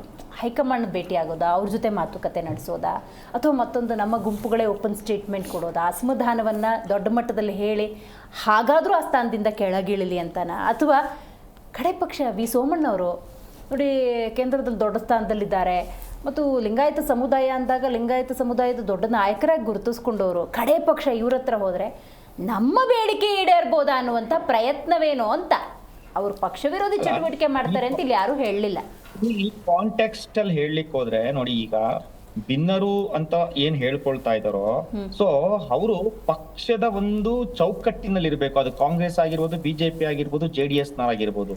ಸೊ ಅವ್ರು ಏನೇ ಮಾಡಿದ್ರು ಸಹ ಪಕ್ಷದ ಚೌಕಟ್ಟಿನಲ್ಲಿ ಮಾಡಿದಾಗ, ಹೌದು ನನಗೆ ಈಗ ನಾನು ದಿಲೀಪ್ ನನಗೇನೋ ಒಂದು ಆಗ್ಬೇಕಂತ ಆಸೆ ಇರುತ್ತೆ. ನನಗೆ ತಾಲೂಕ್ ಅಧ್ಯಕ್ಷ ಆಗ್ಬೇಕು, ಜಿಲ್ಲಾಧ್ಯಕ್ಷ ಆಗ್ಬೇಕು, ರಾಜ್ಯಾಧ್ಯಕ್ಷ ಆಗ್ಬೇಕು ಅಂತ ಆಸೆ ಇರುತ್ತೆ. ಅಕಸ್ಮಾತ್ ಯಾರೋ ನನ್ನ ಇನ್ನೊಬ್ಬ ಕೊಟ್ಬಿಡ್ತಾರೆ, ಅವ್ನಿಗೆ ಎಲಿಜಿಬಿಲಿಟಿ ಇದೆಯಪ್ಪ ಅಂತೇಳಿ ಇನ್ನೊಬ್ಬ ಕೊಟ್ಬಿಡ್ತಾರೆ. ಹಂಗಂತ ಹೇಳಿ ನಾನು ಪಕ್ಷದ ವಿರುದ್ಧವಾಗಿ ಮಾತಾಡಬಾರ್ದು. ಪಕ್ಷದ ಒಂದು ನಿಲುವಿಗೆ ನಾವು ತಕ್ಕನಾಗಿರ್ಬೇಕು. ಅದನ್ನ ಯಾವ ರೀತಿ ಮಾಡ್ಬೇಕು ಆ ರೀತಿ ಮಾಡ್ಬೇಕು. ಅದು ಬಿಟ್ಟು ನಾವು ಮಸಲತ್ತು ಮಾಡ್ತಾ ಪಕ್ಷವನ್ನ ಯಾವಾಗ್ಲೂ ಒಂದು ಆ ಪಕ್ಷವನ್ನ ಕೆಟ್ಟ ರೀತಿಯಲ್ಲಿ ವರ್ತಿಸುತ್ತಾ ಪಕ್ಷದ ವಿರುದ್ಧವಾಗಿ ನಡ್ಕೊಳ್ತಾ ಮಾಡಬಾರ್ದು. ಅದು ಯಾರೇ ಆಗಿರ್ಲಿ, ನಾನು ಪಕ್ಷದ ದೊಡ್ಡ ದೊಡ್ಡ ನಾಯಕರುಗಳಿದ್ದಾರೆ, ಏನು ಕ್ರಮ ಇಲ್ವಲ್ಲ ಮಾತನ್ನ ನಾನು ಹೇಳಲಿಕ್ಕೆ ನನಗೆ ಅಧಿಕಾರ ಇದೆಯೋ ಇಲ್ವೋ ಗೊತ್ತಾಗ್ತಾ ಇಲ್ಲ. ಬಟ್ ಆದ್ರೆ ನನ್ನ ನಿಲುವು ಪಕ್ಷದ ಚೌಕಟ್ಟಿನಲ್ಲಿ ಮಾಡ್ಬೇಕು. ಈಗ ನೋಡಿ, ಇನ್ನೊಂದು ಪ್ರಶ್ನೆ ಇದೆ ನನಗೆ, ಇದೊಂದು ಸ್ವಲ್ಪ ಕ್ಲಾರಿಟಿ ಸಿಕ್ಲಿಲ್ಲ. ಈಗ ತಟಸ್ಥ ಬಣ ಅಂತ ಒಂದಿದೆಯಲ್ಲ, ಒಂದಷ್ಟು ಜನ ಹಿರಿಯರು ಅಂತಿದ್ದಾರಲ್ಲ, ಅವರ ಬಲ ಬೆಂಬಲ ಯಾರ ಕಡೆಗೆ ಅಂತ ಕ್ಲಾರಿಟಿನೇ ಇಲ್ವಲ್ಲ. ಕಡೆ ಪಕ್ಷ ಸ್ಟ್ರೆಂತ್ ನೋಡಿ ಆದ್ರೂ ಡಿಸಿಷನ್ ತಗೋಬೋದೇನೋ ಹೈಕಮಾಂಡ್, ಅದಕ್ಕೂ ಕ್ಲಾರಿಟಿ ಸಿಗ್ತಾ ಇಲ್ವಲ್ಲ ತಟಸ್ಥ ಬಣದಿಂದ. ಇವತ್ತು ವಿಜೇಂದ್ರ ಅವರು ಅದ್ರ ಬಗ್ಗೆ ಮಾತಾಡಿದ್ರು ಅಂತ ದಿಲೀಪ್ ಅವರೇ. ಅಲ್ಲ, ಈಗ ನೋಡಿ, ಪ್ರೆಸ್ ಮೀಟ್ ಅಲ್ಲಿ ಮಾತಾಡಿದ್ದಾರೆ ಇವತ್ತು, ಬೇಸರ ವ್ಯಕ್ತಪಡಿಸಿದ್ದಾರೆ. ಈಗ ಅಧ್ಯಕ್ಷರ ದುರ್ದೈವ ಅಂದಿದ್ದಾರೆ. ಆಗಿರ್ಬೋದು. ಈಗ ಬಿಜೆಪಿಯವರು ಬಾಗ್ಲು ತಕ್ಕೊಂಡು ಕಿತ್ತಾಡ್ತಾ ಇದ್ದಾರೆ, ಕಾಂಗ್ರೆಸ್ನವರು ಬಾಗ್ಲು ಹಾಕೊಂಡು ದೊಣ್ಣೆ ಮಚ್ಚುಲ ತಗೊಂಡು ಓಡಾಡ್ತಾ ಇದ್ದಾರೆ. ಗೊತ್ತಾಗ್ತಾ ಇಲ್ಲ ಅಷ್ಟೇ, ನಮ್ದು ಎರಡು ಅದೇ ಡಿಫ್ರೆನ್ಸ್. ಸೊ ನಾವಿಲ್ಲಿ ಬಾಗ್ಲು ಸೆಕ್ಯೂರಿಟಿಗೆ ಆಗಿದ್ರೆ ಅವ್ರು ಬಾಗ್ಲು ಮಚ್ಚುಲ ಹಂಗಲ್ಲ ತಗೊಂಡು ಓಡಾಡ್ತಾ ಇದ್ದಾರೆ, ಗೊತ್ತಾಗ್ತಾ ಇಲ್ಲ. ಸೆಕ್ಯೂರಿಟಿ ಕೊಡ್ರಪ್ಪ ದಯಮಾಡಿ ಬಂದು ಹೋಗಿದ್ರೆ.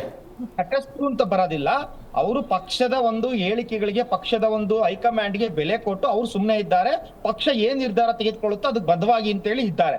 ಸೊ ಪಕ್ಷದಲ್ಲಿ ರಾಜ್ಯಾಧ್ಯಕ್ಷ ಆಗಿದ ತಕ್ಷಣ ಏನೂ ಅಲ್ಲ, ಪಕ್ಷದ ರಾಜ್ಯಾಧ್ಯಕ್ಷ ಸ್ಥಾನ ಅಂತಕ್ಕಂಥದ್ದು ಅದೊಂದು ಸಂಘಟನೆ ಪರ್ವ. ಸೊ ಅದೇ ರೀತಿ ಕಾಂಗ್ರೆಸ್ ನಲ್ಲಿ ಪಕ್ಷದ ರಾಜ್ಯಾಧ್ಯಕ್ಷ ಅವೆಲ್ಲ ಮಾತುಗಳು ದೊಡ್ಡ ದೊಡ್ಡ ಮಾತುಗಳು ಮಿಂಚೋಗುತ್ತೆ. ಈಗ ಹೈಕಮಾಂಡ್ ಅಂತ ಹೈಕಮಾಂಡ್ ಇರುತ್ತಲ್ಲ, ಅದು ಆಗಾಗ ಗಮನ ಹರಿಸ್ಲಿಲ್ಲ ಅಂತ ಹೇಳಿದ್ರೆ ಹೈಕಮಾಂಡ್ ಇಲ್ವಾ, ಹೈಕಮಾಂಡ್ ಕ್ರಮ ತಗೊಳ್ಳಲ್ವಾ, ಹೈಕಮಾಂಡ್ ಕೈ ಬಿಟ್ಬಿಟ್ಟಿದ್ಯಾ ರಾಜ್ಯ ಬಿಜೆಪಿನ ಅಂತ ಅರ್ಥ ಮಾಡ್ಕೋತಾರೆ ಜನ. ಪ್ಲೀಸ್ ಪ್ಲೀಸ್ ಪ್ಲೀಸ್ ಪ್ಲೀಸ್ ಏನಂದ್ರೆ ನಮ್ಮಲ್ಲಿ ಮುಂದಿನ ತಿಂಗಳು 10ನೇ ತಾರೀಕು ಒಳಗಡೆ, ಸಾರಿ ಈ ತಿಂಗಳು 10ನೇ ತಾರೀಕು ಒಳಗಡೆ ರಾಜ್ಯಾಧ್ಯಕ್ಷ ಒಂದು ಪಟ್ಟ ಏನದೊಂದು ಎಲೆಕ್ಷನ್ ಇದೆಯೋ ಅದು ನಡಿಲೇಬೇಕು ಅಟ್ ಎನಿ ಕಾಸ್ಟ್. ಎಲೆಕ್ಷನ್ ನಡೀಲಿಲ್ಲ ಅಂತಂದ್ರು ರಾಜ್ಯಾಧ್ಯಕ್ಷ ಯಾರು ಅಂತ ಅನೌನ್ಸ್ ಮಾಡ್ಲೇಬೇಕು. ಅದು 10ನೇ ತಾರೀಕು ಒಳಗಡೆ ನಡೆಯುತ್ತೆ. ಯಾಕೆ ಅಂತಂದ್ರೆ ನಮ್ದು 55% ಎಲ್ಲಾ ಜಿಲ್ಲಾಧ್ಯಕ್ಷರು, ಅಂದ್ರೆ ನಮ್ಮಲ್ಲಿ ಒಂದು ರೂಲ್ಸ್ ಇದೆ, 55% ಜಿಲ್ಲಾಧ್ಯಕ್ಷರುಗಳು ಅನೌನ್ಸ್ ಆದ್ಮೇಲೆ ಆ 55% ಜನ ವೋಟ್ ಹಾಕ್ಬೇಕು ರಾಜ್ಯಾಧ್ಯಕ್ಷರಿಗೆ. ಅಲ್ಲೇ ಆಗಿರೋದು ಎಡವಟ್ಟು ಅಂತ ಯತ್ನಾಳ್ ಅವ್ರು ಹೇಳ್ತಾ ಇರೋದು. ಅಲ್ಲೇ ಯತ್ನಾಳನ್ ಬಣ ಹೇಳ್ತಾ ಇರೋದು, ಅಲ್ಲೇ ಎಡವಟ್ಟಾಗಿದೆ ಅಂತ ಹೇಳ್ತಾ ಇರೋದು ದಿಲೀಪ್. ಡಾಕ್ಟರ್ ಕೆ ಸುಧಾಕರ್ ಅವರು ಅಸಮಾಧಾನ ವ್ಯಕ್ತಪಡಿಸಿದ ಅದೇ ಕಾರಣಕ್ಕೆ, ಅಂದ್ರೆ ಮಾನದಂಡವನ್ನ ಬಿಟ್ಟು ತಮಗ್ ಬೇಕಾದವ್ರನ್ನ ಜಿಲ್ಲಾಧ್ಯಕ್ಷ ಸ್ಥಾನದಲ್ಲಿ ಕೂರಿಸ್ಬಿಟ್ರೆ ಹೆಂಗೆ? ದುಡ್ಡಿದೆ ಯಥೇಚ್ಛವಾಗಿ ತೈಲ ಇಟ್ಕೊಂಡವ್ರೆ ಅಂತ ಅದನ್ನೇ ಹೇಳ್ತಾ ಇರೋದು. ಜಿಲ್ಲಾಧ್ಯಕ್ಷರು ಓಟ್ ಹಾಕಲ್ಲ, ಜನಪ್ರತಿನಿಧಿಗಳು ಓಟ್ ಹಾಕ್ತಕ್ಕಂಥದ್ದು ಇದಾಗಿರ್ತಕ್ಕಂಥದ್ದು 7 ವರ್ಷದ ಹಿಂದೆ ಕಟೀಲ್ ರವರು ಅಧಿಕಾರದಲ್ಲಿ ಇದ್ದಾಗ ಆಗಿರ್ತಕ್ಕಂಥದ್ದು. ಜನಪ್ರತಿನಿಧಿಗಳು ಮತ್ತೆ ಏನು ಆ ವೋಟಿಂಗ್ ರೈಟ್ಸ್ ಇರ್ತಕ್ಕಂಥದ್ದು ಆಗಿರ್ತಕ್ಕಂಥದ್ದು 7 ವರ್ಷದಿಂದ ನಿಮ್ಗೆ ಗಮನ ಏನ್ ಗೊತ್ತಾ, ಆದಷ್ಟು ಬೇಗ ಬಗೆಹರಿಸ್ಕೊಳ್ಳಿ ಸಮಸ್ಯೆ ಅಂತ. ಓಕೆ ಕೇಶವ್ ಅವರೇ, ಇದೇನ್ ಬಗೆಹರಿಯುತ್ತೆ ಅಂತ ಅನ್ಸುತ್ತೆ. ಪಾಯಿಂಟ್ ಹೇಳಲೇಬೇಕು, ಪಾಯಿಂಟ್ ಹೇಳ್ಬೇಕು. ಇನ್ನ ವಿರೋಧ ಪಕ್ಷದವರು ಏನು ಮಾಡ್ತಾ ಇಲ್ಲ. ಕುಮಾರ್ ಅವ್ರು ಹೇಳ್ತಾ ಇದ್ರು, ಸ್ವಾಮಿ ಬೇಡ ವಿರೋಧ ಪಕ್ಷದವ್ರು ಆಯ್ತು, ನಿಮ್ ಪ್ರಕಾರ ವಿರೋಧ ಪಕ್ಷದವ್ರು ಕಿತ್ತಾಡ್ತಾ ಇದಾರೆ, ಅದ್ ಮಾಡ್ತಿದಾರೆ, ಇದ್ ಮಾಡ್ತಿದಾರೆ. ಸರಿ, ನೀವು ಆಡಳಿತ ಪಕ್ಷ, ನಿಮ್ಗೆ ಜನ ವೋಟ್ ಕೊಟ್ಟಿದಾರಲ್ಲ, 136 ಸೀಟ್ ಕೊಟ್ಟಿದ್ದಾರೆ, ಬಿಜೆಪಿಯನ್ನು ತಿರಸ್ಕರಿಸಿ ನಿಮ್ಗೆ ವೋಟ್ ಕೊಟ್ಟಿದ್ದಾರೆ. ನೀವ್ ಏನ್ ಮಾಡ್ತಾ ಇದೀರಿ? ಬೆಳಗಾವಿ ಅಧಿವೇಶನದಲ್ಲಿ ಯಾಕೆ ಯಾರು ಏನು ಕೇಳಲೇ ಇಲ್ಲ? ಆಯ್ತಪ್ಪ ಮೇಡಮ್, ಒಳ್ಳೆ point, valid point madam. Audio ಬರಲ್ಲ ಸರ್, ನೀವು ಮಾತಾಡಿದ್ರೆ ಇನ್ನ ಬಾಣಂತಿಯರ್ ಸಾವಾಗ್ತಾ ಇದೆ. ಆಯ್ತು ಆಯ್ತು ಬಿಡಿ ಮೇಡಮ್, ಅದೆಲ್ಲ ಬೇಡ. ಕೇಶವ್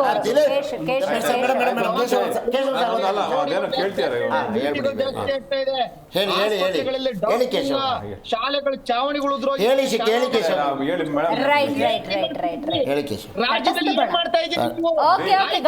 ಈಗ ತಟಸ್ಥರು ಅಂತ ನೋಡ್ಕೊಂಡ್ರೆ ಬಹಳ ಆಯ್ತು. ದಿಲೀಪ್ ಅವರ ನೀವು ಹೇಳಿದ್ರೆ ಕೇಳಿಸ್ಕೊಂಡಿದ್ದಾಯ್ತು. ದಿಲೀಪ್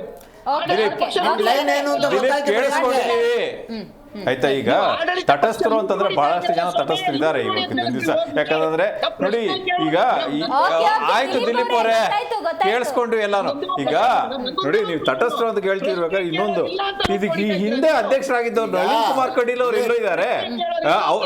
ದಿಲೀಪ್ ಯಾರ ಮಾತು ಕೇಳಲ್ಲ, ಈಗ ನೀವು ಮಾತಾಡ್ತಾ ಇದ್ರೆ. ಆಯ್ತು ಆಯ್ತು ದಿಲೀಪ್, ಈಗ ತಟಸ್ಥ ಈ ಹಿಂದೆ ಅಧ್ಯಕ್ಷರಾಗಿದ್ದವ್ರು ನಳಿನ್ ಕುಮಾರ್ ಕಟೀಲ್ ಅವರು ಎಲ್ಲಿ, ಅವ್ರದ್ದು ಎಲ್ಲೂ ಸದ್ದೇ ಇಲ್ಲ ಅಧ್ಯಕ್ಷರಾಗಿದ್ದವರು. ಹೆಂಗೆ ಈ ತಟಸ್ಥರಾಗಿರೋರು ಬಹಳಷ್ಟು ಜನ.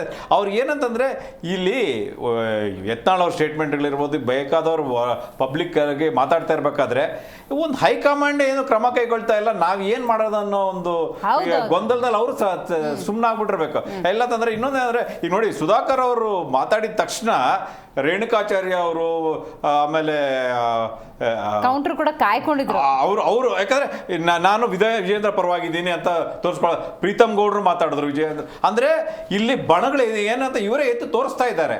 ಇಲ್ಲಿ ಎಲ್ಲಾದ್ರೂ ಒಂದು ಫುಲ್ ಸ್ಟಾಪ್ ಇಡೋಣ ಅಂತ ಹೇಳಿ ಅವರು ಅಧ್ಯಕ್ಷರು ಪ್ರಯತ್ನ ಮಾಡಿಲ್ಲ.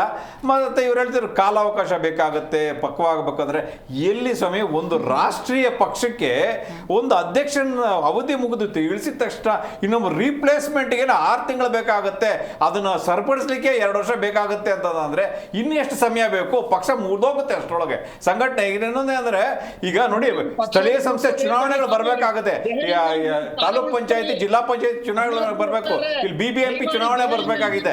ಇಂಥ ಟೈಮಲ್ಲಿ ಆ ಪಕ್ಷ ಸಂಘಟನೆ ಸರಿಯಾಗಿ ಆಗ್ತಿಲ್ಲ. ಇವರೇ ಗೊಂದಲದಲ್ಲಿದ್ರೆ ಕಾರ್ಯಕರ್ತರಿಗೆ ಏನ್ ಮೆಸೇಜ್ ಕೊಡ್ತಾ ಇದ್ದಾರೆ? ಆ ಕಾರ್ಯಕರ್ತರಿಗೆ ಏನ್ ಮೆಸೇಜ್ ಹೋಗ್ತಿದೆ? ಯಾರ ಮಾತು ಕೇಳಬೇಕು ಅವರು? ಸದಸ್ಯತ್ವಗಳ ಸಂಖ್ಯೆ ಜಾಸ್ತಿ ಆಗಬೇಕು, ಸಂಘಟನೆ ಅನ್ನೋದಾಗಬೇಕು, ಕಾರ್ಯಕರ್ತರು ಒಗ್ಗೂಡಬೇಕು, ಆ ಕಾರ್ಯಕರ್ತರೆಲ್ಲ ಒಗ್ಗೂಡ್ತಾರೆ, ಒಂದು ಪಕ್ಷಕ್ಕೆ ಬಲ ಅನ್ನೋದು ಬರುತ್ತೆ, ಆ ಬಲ ವಿರೋಧ ಪಕ್ಷಕ್ಕೆ ಇನ್ನಷ್ಟು ಶಕ್ತಿ ತುಂಬುತ್ತೆ. ಆಡಳಿತ ಪಕ್ಷ ಮಾಡುವಂತಹ ಕೆಲವೊಂದು ವೈಫಲ್ಯಗಳೇನಿದ್ರು ಅದನ್ನ ವಿಧಾನಸೌಧದಲ್ಲಿ ಎತ್ತು ತೋರಿಸ್ತಾರೆ. ಇದು ನಿರೀಕ್ಷೆಗಳು. ಹೌದು ಮೇಡಮ್, ನೀವ್ ಹೇಳ್ತಾರೆ ಸರಿ ಇದೆ. ಇದು ಅದೇ ಹೋಗ್ತಾ ಇರೋದು. ಈಗ ಎಲೆಕ್ಷನ್ ಇನ್ನೂ 3 ವರ್ಷ ಇದೆ. ಅಲ್ಲಿ ಈಗ ಆಗ್ಬೇಕಾಗಿರೋದು ಅದೇ. ಇಲ್ಲಿ ಒಳ್ಳೆ ಉತ್ತಮ ನಾಯಕ ಬೇಕಂದಾಗ ಇವೆಲ್ಲ ಆಗುತ್ತೆ, ಹಾಗೆ ಆಗುತ್ತೆ. ಈಗಿರೋರು ಈಗ ಆಡಳಿತ ಪಕ್ಷದಲ್ಲಿ ನಾನು ಒಂದು ಪ್ರಶ್ನೆ ಮಾಡ್ಬೇಕಾಗಿದೆ. ಆಡಳಿತ ಪಕ್ಷದಲ್ಲಿ ಸಿದ್ದರಾಮಯ್ಯ ಎಷ್ಟು ಜನ ಲೀಡರ್ಗಳನ್ನ ಬೆಳೆಸಿದ್ದಾರೆ? ಏನಾದ್ರು ಎಚ್ ಎಂ ರೇವಣ್ಣ ಏನಾದ್ರು? ಹೊಸದುರ್ಗ ಗೋವಿಂದಪ್ಪರ್ ಸೀನಿಯರ್ ಲೀಡರ್, ಯಾಕೆ ಅವ್ರು ಮಿನಿಸ್ಟರ್ ಮಾಡಲಿಲ್ಲ? ಅದನ್ನ ತಗೊಂಬೋದು. ವಿಶ್ವನಾಥ್ ಹಳ್ಳಿಯಕ್ಕೆ ಇವ್ರು ನಂಬ್ಕೊಂಡು ಬಂದ್ರಲ್ಲ, ಇವತ್ತು ಎಲ್ಲೋಗಿದ್ದಾರೆ? ಅವ್ರ ಪರಿಸ್ಥಿತಿ ಏನು ಅಂದ್ರೆ, ಅವರ ಮುಂದಿನ ಲೀಡರ್ಗಳನ್ನ ಮುಂದೆ ಅವ್ರಿಗೆ ಬಿಡಲ್ಲ, ಅವ್ರ ಸಮುದಾಯದ ಲೀಡರ್ಗಳನ್ನ ಮುಂದೆ ಬಿಡಲ್ಲ. ಅದೇ ಇರ್ಲಿ. ಇವತ್ತು CM ಸಲಹೆಗಾರ BR ಪಾಟೀಲ್ ಅವ್ರು ಯಾಕೆ ರಾಜೀನಾಮೆ ಕೊಟ್ಟರು? ರಾಜ್ಯದಲ್ಲಿ ಆಡಳಿತ ಪಕ್ಷ CM ಸಲಹೆಗಾರ ಯಾಕೆ ರಾಜೀನಾಮೆ ಕೊಟ್ಟರು? ಇದು ಬೇಕಲ್ಲ ವಿಷಯ ನಮಗೆ. ಆಡಳಿತ ಪಕ್ಷದ ಎಷ್ಟು ದೊಡ್ಡ ಒಂದು ಬ್ರಹ್ಮಾಂಡವಾಗಿ ಕಾಣಿಸ್ತಾ ಇದೆ ಸಮಸ್ಯೆಗಳಂದ್ರೆ, ಯಾವ ಕ್ಷಣದಲ್ಲಿ ಬೇಕಾದ್ರೂ ಪತನ ಆಗೋ ಪರಿಸ್ಥಿತಿಯಲ್ಲಿ ಕಾಂಗ್ರೆಸ್ ಇದೆ. ಅವರು ಫಸ್ಟ್ ಅವ್ರ ಚೇರ್ಗಳು ಭದ್ರ ಮಾಡ್ಕೊಂಡಲ್ಲ. ಇಲ್ಲಿ ಇವತ್ತಿನ ಸಮಸ್ಯೆ ತಾತ್ಕಾಲಿಕವಾಗಿದೆ, 3 ದಿವಸದಲ್ಲಿ ಮುಗಿಯುವಂತ ಸಮಸ್ಯೆ.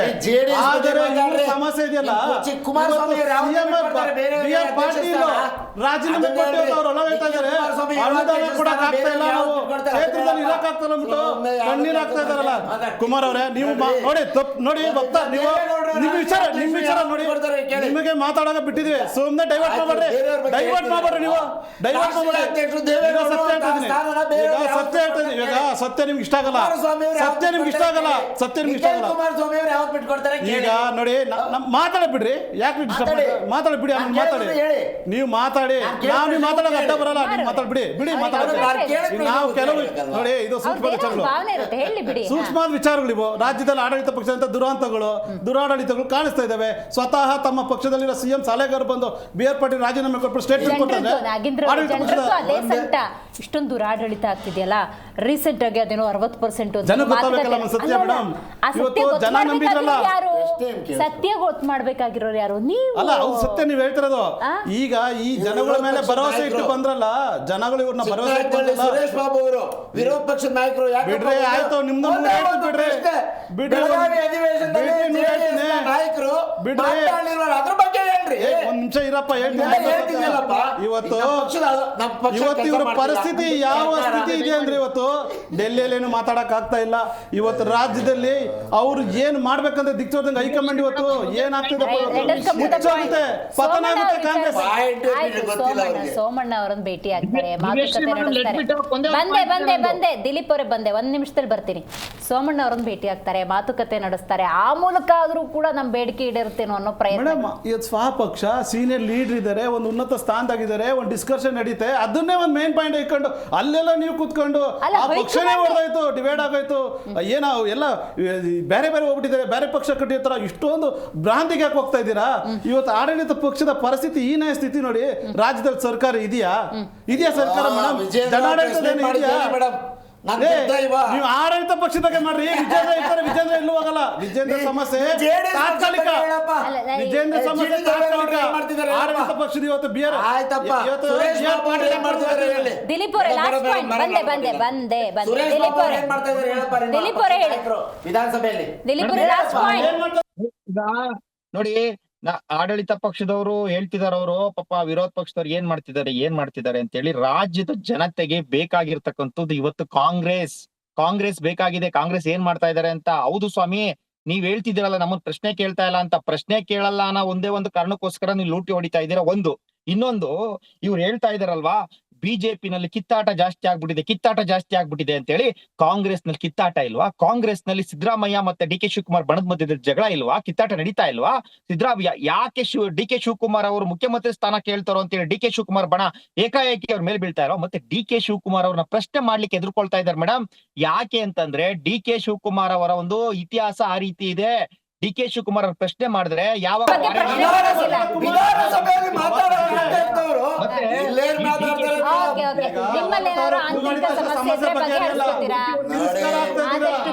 ಪಕ್ಷದಲ್ಲಿ ನಮ್ಮದೊಂದು ಚೌಕಟ್ಟಿದೆ, 4 ಗೋಡೆ ಮಧ್ಯದಲ್ಲಿ ನಮ್ಮ ಪಕ್ಷದ ತತ್ವ ಸಿದ್ಧಾಂತಗಳ ಅಡಿಯಲ್ಲಿ ನಾವು ಚರ್ಚೆ ಮಾಡ್ಕೋತೀವಿ, ಬಗೆಹರಿಸ್ಕೋತೀವಿ.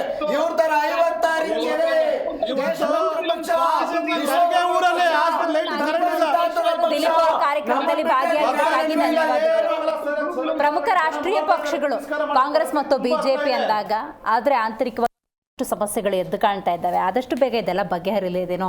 ಬಿನ್ನರಮಣ ಸೋಮಣ್ಣ ಅವರನ್ನು ಭೇಟಿ ಆಗುತ್ತಂತೆ, ಅದೊಂದಷ್ಟು ಮಾತುಕತೆ.